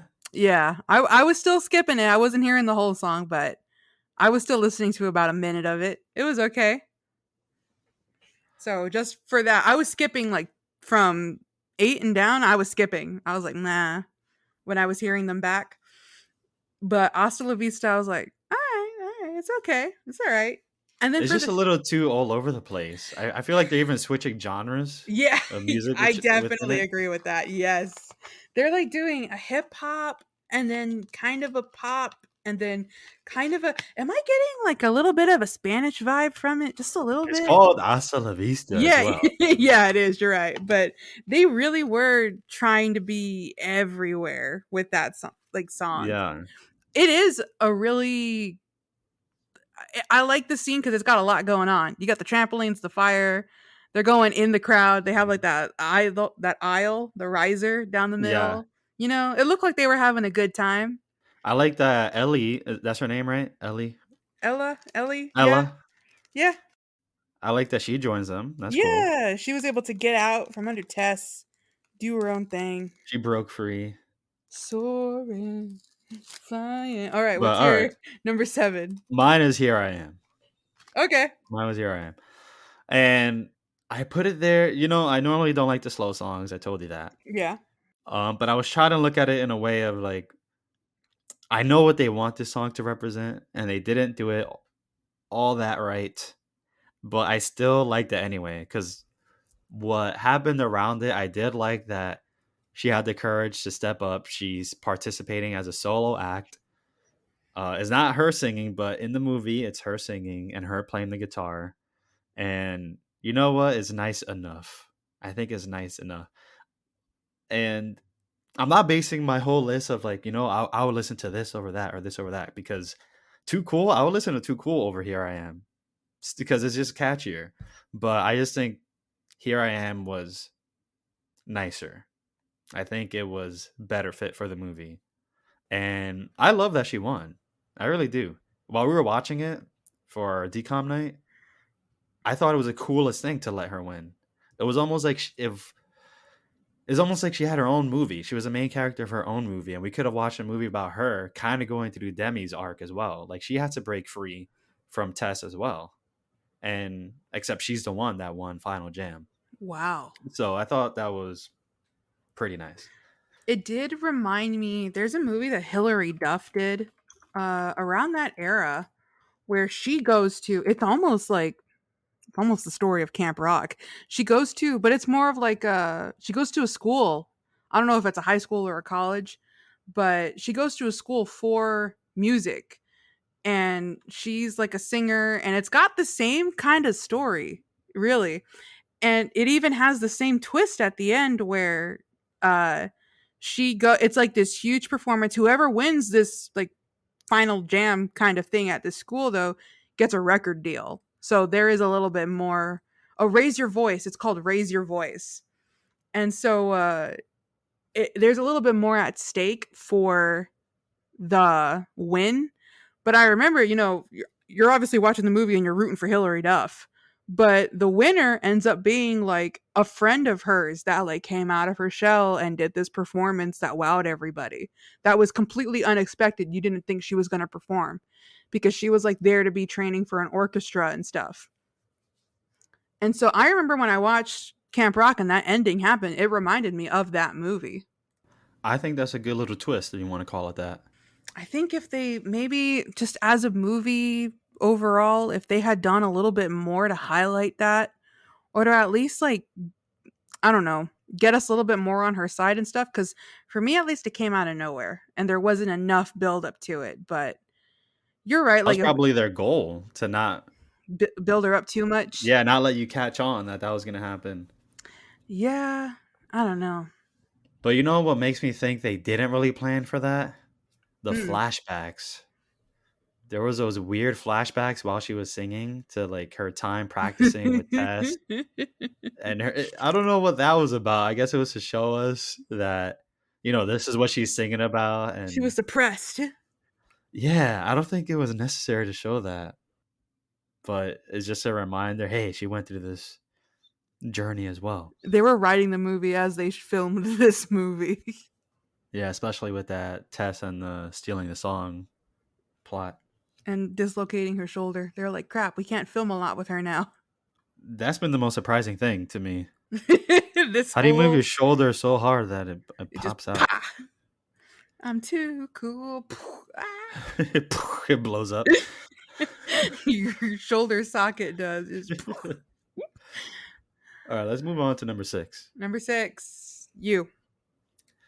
Start the party. That's mine. Start the party. This is the Let's dance class start one. the party.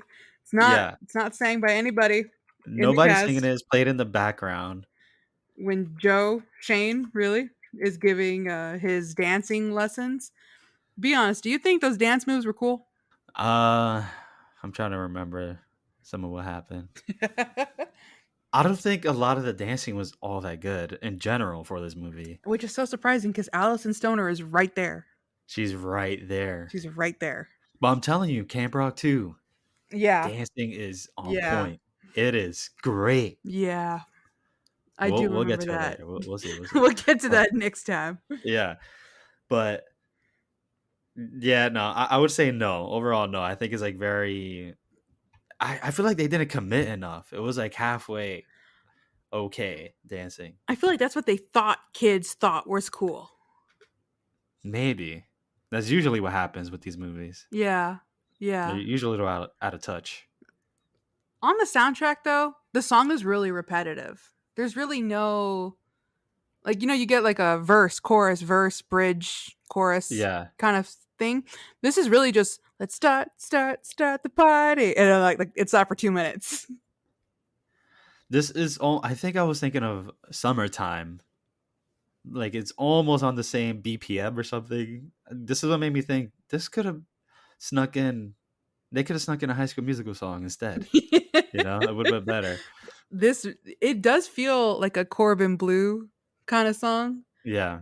What was that one he did? Push it Yes. to the limit. Because we're in it to win it. Is this the guy that wrote it? Because that guy did work on this. I don't know. Oh, this is the guy that did The Boys Are Back. And I Oh, that makes sense. Start the Party is written The by boys are back. he did, but like he did We're All in This Together. What time is it? I Don't Dance. The Start of Something New. The I Want It All. And I want it, want it, and High want School it. Musical, the song, and The Boys Are Back. He has a really mixed And portfolio of he did songs. write Push It to the Limit. Wow, we're onto something here. He also wrote, by the way, Kelly Clarkson's Breakaway. That was like the biggest song of Oh 2006. yeah, yes. Oh man, wow. Maybe we underestimated the song a little bit. No, I'm sticking at 6. No, I'm leaving it at But 6. it has the same feel as all those songs. Except, I Want It All. But you think, could this song have been elevated if it was performed in High School Musical? Yeah. It was in the High School Musical world. I'm not even going to lie. Like, absolutely. This would not be a number 6 song if it was in High School Imagine you Musical. see Troy Bolton, Chad, Gabriella, Start the party. Sharpay, everybody dancing with This this. should have been their prom song. Yeah. What you waiting for? It would have been probably like my number 2. It would have been right underneath the Troy and Gabriella song for me. I'm confident in my decision with number 6. Me too. Okay. Number 5. Number 5. My number 5 is Who Will I Be? My number 5 is Who Will I Be? Oh, we're syncing up. Yeah. Syncing up. Something's happening. Demi Lovato. I love any song Demi Lovato is in. Like, just already, I was not going to put any song with Demi in the bottom. That's just matter of fact. And no, her voice alone carries any terrible song. Anything. And she could probably make Too Cool. Yeah. Yeah, that would even be fair. That'd be number 1. Yeah. That'd be the number 1 song. Yeah. If Demi was singing it, absolutely. But Who Will I Be? It's also, I think, the shortest song in the movie. It's really only out for like 30. Yeah, it plays for the shortest amount of time. Yeah. And which is also kind of, I feel like it could have been longer. I feel like they could have made it a musical number in and of itself to introduce us to Mitchie as a character and things like that. But they do. It's just shorter. I would have just liked it to be longer. Had its own moment, like the start of something new kind of thing. But it's okay. But you see, this is what confused me about it. We already went over the 2 songs that don't get sung in the movie. It's played in the background of the movie. Why couldn't they just sing it? Mitchie could have been, she could have got out of bed, started singing that song. Right? She sings it a little bit in a scene where she's on the piano and when she picks out what she's wearing. But she doesn't. Not enough for me. Yeah, it's not a scene where you're right. Like, she gets out of bed and she starts being like, "Who will I be?" And it's like, no. And Start the Party, everyone could have been singing in that dance class. I feel like they could have gotten Joe Jonas to sing that song. That could have been his bit on it. Of course. So, I don't know. Some weird decisions with that. Yeah. And that's what made me think, is this a musical? It is. Or does it have some people singing in a movie? You know? There's a limit. There's a limit. It's a musical, Tone. It's a musical. There's movies where people sing in them, and then there's musicals. Like Coco is a movie where people sing in it, but Encanto is a musical. Yes. Exactly right. So is this a movie where people sing in it? No, it's a musical. Okay. There's we'll move on to number 4. than 2 songs. Caroline, honestly, in my head, I thought it was 1 song. And that 1 song is my number 1 song. You're spoiling it. You already know. There's no chance. There's no chance keep an air of mystery for something. Number 4. Number 4. My number 4. Is it me now? I think is it you or me? I think it's you. Go ahead. It doesn't matter. We rock. It's number 4. What did you put? Mine just We Rock. Oh, for real? Yeah. You saw my list. Nah. I know. You made it right before we recorded. Yeah, We Rock. It's a good finisher. You know what? Song, it really is a good finisher. I like it. Yeah. We put our hands up. Da-na-na-na-na. It's got a good beat to it. It's got a good melody. It's exciting. It's fun.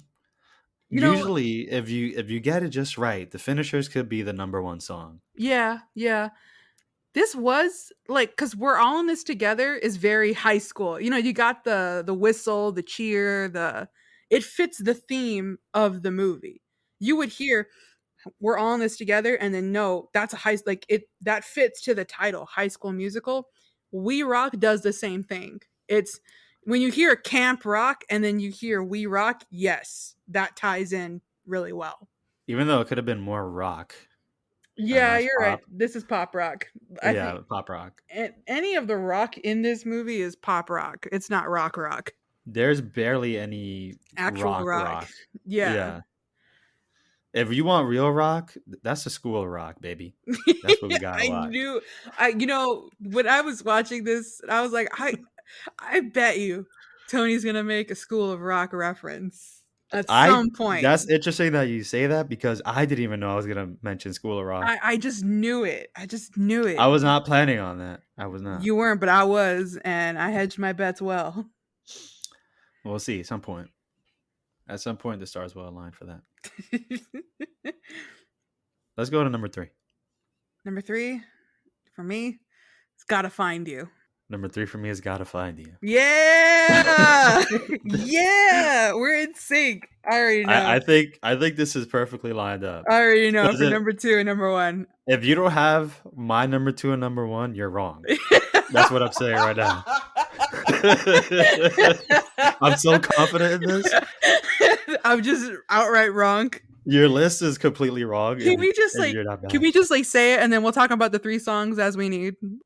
You want to talk about them all together? Just give the reveal for 2 and 1, and then we'll All right, we'll go through it like 3, 2, and then 1. All right, so my top 3 from 3 to 1 is Gotta Find You, then Play My Music, and then This Is Me. We have a winner. Exactly. You have the same one? That's exactly my list. All right. So we have the same list starting from what, 6 or 7? From No, 5? 1 to 6. And then 1 to 7 and 6. down it starts getting kind of murky. Wow, look at that. All right, so let's start from 3 to 3, 2, 1, right? Yeah, 3, Gotta Find You. It's nice. It's Joe Jonas. Where do you go wrong with Joe Jonas? It sounds great, but This Is Me is so much better when they put the songs together. We needed Gotta Find You for the build up of This Is Me. Yeah. Gotta Find You had to take the hit because This Is Me is oof. Once you hear the tie-in, so good.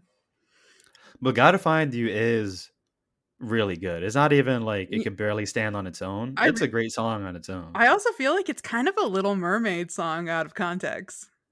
Really? You remember Little Mermaid? Yeah. How the prince is like looking for the voice. Yeah. This is Oh yeah, you think it's a little reference? I don't know if it's a reference, but I just feel like this song could fit in the Little Mermaid. I can see that. It's cute. I like it. I do It remember was done pretty well. I like the lyrics. I like how his play the classic play the guitar for a girl Yep. that you're interested in. Yep. She listens. I don't know if it's awkward for her to sit for like 3 minutes. I was thinking it was a little awkward in that scene because you can even tell she's smiling and you can tell she's feeling a little awkward. I was thinking that for a moment, but then I stopped and I'm like, nah, it's probably really nice. You know, if they're singing a very beautiful song, you kind of just get lost in the song. But maybe if it's bad and you're like, oh boy, I gotta sit. How much longer is this gonna take? All right, just keep smiling, keep smiling. Just look It's almost around. over. Don't make eye contact. Also, they weren't really dating yet. I want to believe that this was like one of their flirting moments before the dating. Oh yeah, I saw Joe's eyes. The connection. Yeah, he turned it all the way up. He wrote that for her. He wrote that for Demi. he didn't have to make this up. He was thinking from the heart. We're like, The wrote producers came to him. We're like, "Hey, this is a song you're gonna sing." No, I got this. I'm Don't worry. already I'll write writing it. I'll write it myself. I saw the girl you casted. Trust me, I got a song in my head. Right This now. is the guy who wrote like Jesse McCartney. I don't know if you ever heard "Beautiful Soul" back in the day. That was like Jesse McCartney's big hit. It sounds familiar. That's that like I don't want another pretty face. That one. Like Oh yeah. yeah. It feels like Gotta Find You. They're on the same vein. Yeah. It's a very good song. He also wrote "Gotta Go My Own Way." Oh. How did he mess up so bad? Ah! Ah! I had to calm myself for that. Wow. The amount of rage I felt in a single moment.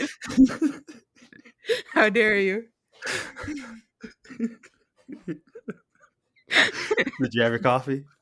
Yes, this All morning right. All at right, 8 good. a.m. All right, so you're toned down then? Yes. All right, good.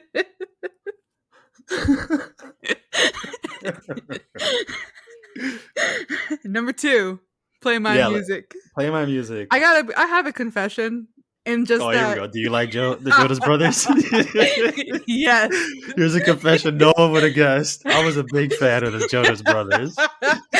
In the year of 2008, in my preteen era, I was a giant I was a Jonas Brothers teenage girl who liked the Jonas Brothers. fan. I'm sorry, I had their world. posters on my wall. I used to cut like their pictures out of Tiger Beat magazine and thumbtack them on my wall and everything.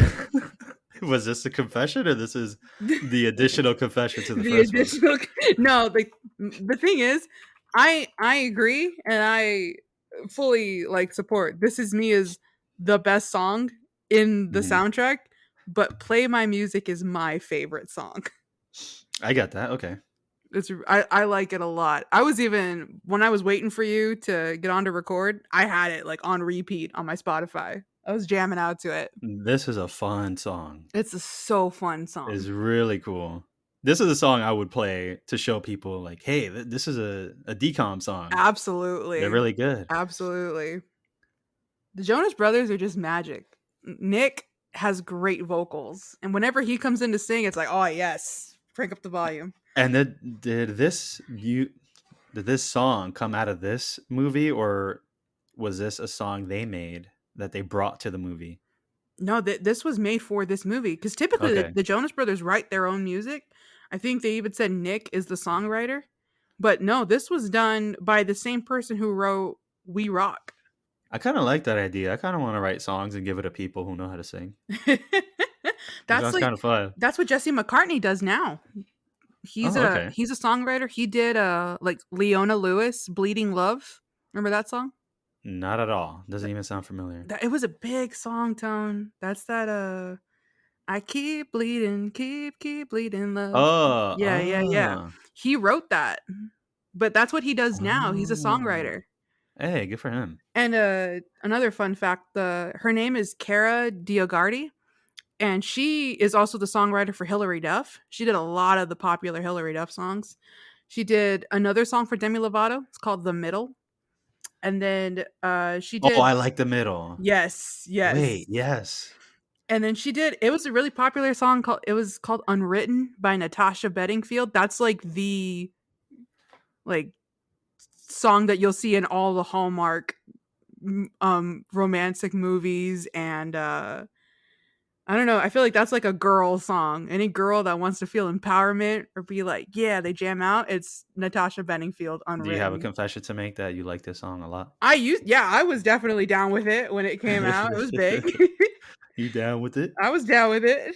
All right. But yeah, Cara Diogardi did a great job. She's obviously a really good songwriter, and she hit it with Play My Music. This was a really good song.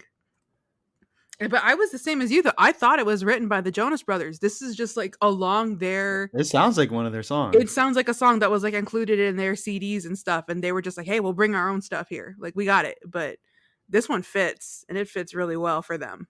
They were performing it very well too. They're like very into the, mic grabbing. Oh, stand they're moving professionals. around. Oh yeah. They're Oh great. yeah.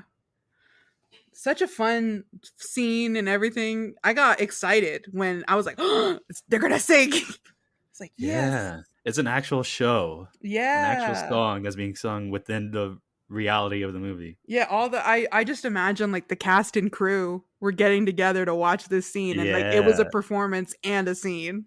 But you're right. These guys are professionals. They got actual good singers to be in the song, to be in the good movie. Performers too. They go on tour. They've done concerts. But you know what? Not the best actors. We just vibe. Yeah. Yeah. That's fine. The It's limo okay. scene, the phone call by the pool scene. Even them calling each other by different names other than Joe, Nick, and Kevin was really weird. I don't know if anybody really stood out because even Demi, as great as she is to see on screen, all the dialogue was. I was thinking it's like very old school video game dialogue. It's like, hey, welcome to Camp Rock. Thanks, this is my first time here. What should I be on the lookout for? Well, I don't know. Good food. I don't know. But it was just like that. It was just like very dry and just. I spoke. Now you talk. All right. Now you talk. All right. We're done. We have remembered our lines that they told us to say. Yeah.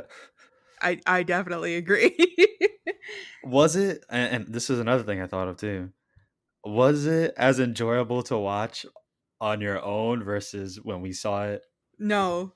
No. This is when the true quality of the movies get highlighted when you watch Yeah. them on your own. When you watch it with friends, I feel like any movie is enjoyable when you watch it with friends. Exactly. Yeah, that's what I was telling you. That movie with what's his name, Phil of the Future, and Davy's movie, Pixel Perfect. Pixel Perfect. Watch it Sorry. on your own, Sorry, Caroline. Davey. Caroline, watch it on your own, and you'll see the quality of that movie. I might have to because I do hold on to that. I think Pixel Perfect is a good movie, but all right. One of these days. I don't. I could see through it. I enjoyed myself watching it with you guys, but I saw the quality. That's a movie that has music in it, but is not a musical. It does. They have I forgot what she was, like computer generated. She's a hologram. Oh yeah, specifically designed to be a great singer. She's a holographic pop star. She's like Hatsune Miku. She's like But she's Tupac, also like AI. She's like Cortana. except in the new show. I don't know You want what's to talk going about This Is Me? Yeah, please. I don't know Alright. what's going on over there. So This Is Me, Clearly the best song in the soundtrack. easily the best song. And Demi Lovato, those vocals, the power, the performance. Yeah. The way it starts, her looking towards the back of the stage. She looks very timid. She's got her back to the audience too for like a couple of parts, and then turns around, does the reveal, and just gives it all she's got. It's so good. It stands among the best of DComs. Absolutely. If we were to rank All the DCom songs? all the DCOM songs, it would be higher than High School Musical songs, some of them. Oh, some of them? Yeah, of course. Yeah, not all of them, but some of them. She would easily, like, this song would easily top a good 60% of High School Musical songs. It's because it's her voice, first of all. She's a very good singer. Absolutely. I like the lyrics. And then, of course, when Joe jumps in, it gets even better. I have to sing that part out loud. I can't, like, be quiet for that part of the song. It's so good. And then when they're walking towards each other is epic. And then the Michael Bay surround camera. The camera turning, Matrix style. Yeah. It's really good. And the harmonizing, of course, when one is singing and then the other one's singing. That's what I'm saying. These two are like the best vocalists that DComs have ever had. Because even I think her voice is better than Vanessa Hudgens, and his voice is better than Zac Efron's. It's just I agree with those. Zac Efron and Vanessa Hudgens just had good songs to sing. That's why like their songs are rated so high. But Joe Jonas and Demi Lovato are the best. I think Gotta Go My Own Way would have been better with Demi singing it. Oh, I'm not gonna argue that. Absolutely. I already think that Gotta Go My Own Way is a good song. It would be the best song if Demi Lovato was singing it. It would be like Infinity War status. It's so good. It would be even higher than that if she sang it to the boobs. But yeah.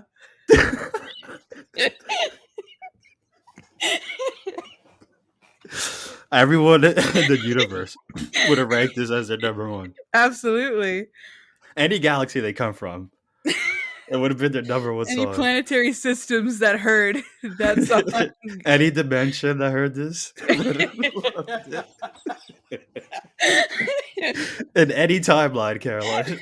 Any multiverse. Any Tesseract. fourth dimension that they heard it in. Would have loved this song and Demi sang it. And that's a fact. It's an absolute fact. We checked.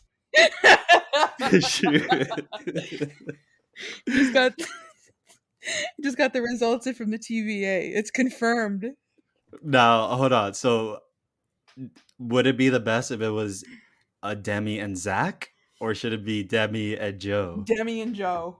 Yeah, they would have done a better. What Gotta go my about own way. us? Yes. You think so? Demi and Joe has to be. I think it's so.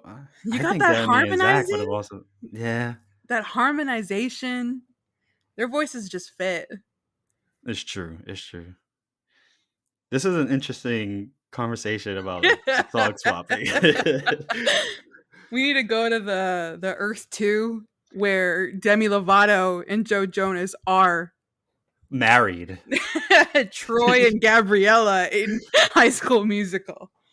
Joe and Demi in High School Musical, and then Zach and Vanessa in Camp Rock. I don't think their careers would have taken off as they did if they were in Camp Rock. Yeah, I don't think so either. Singing the same songs.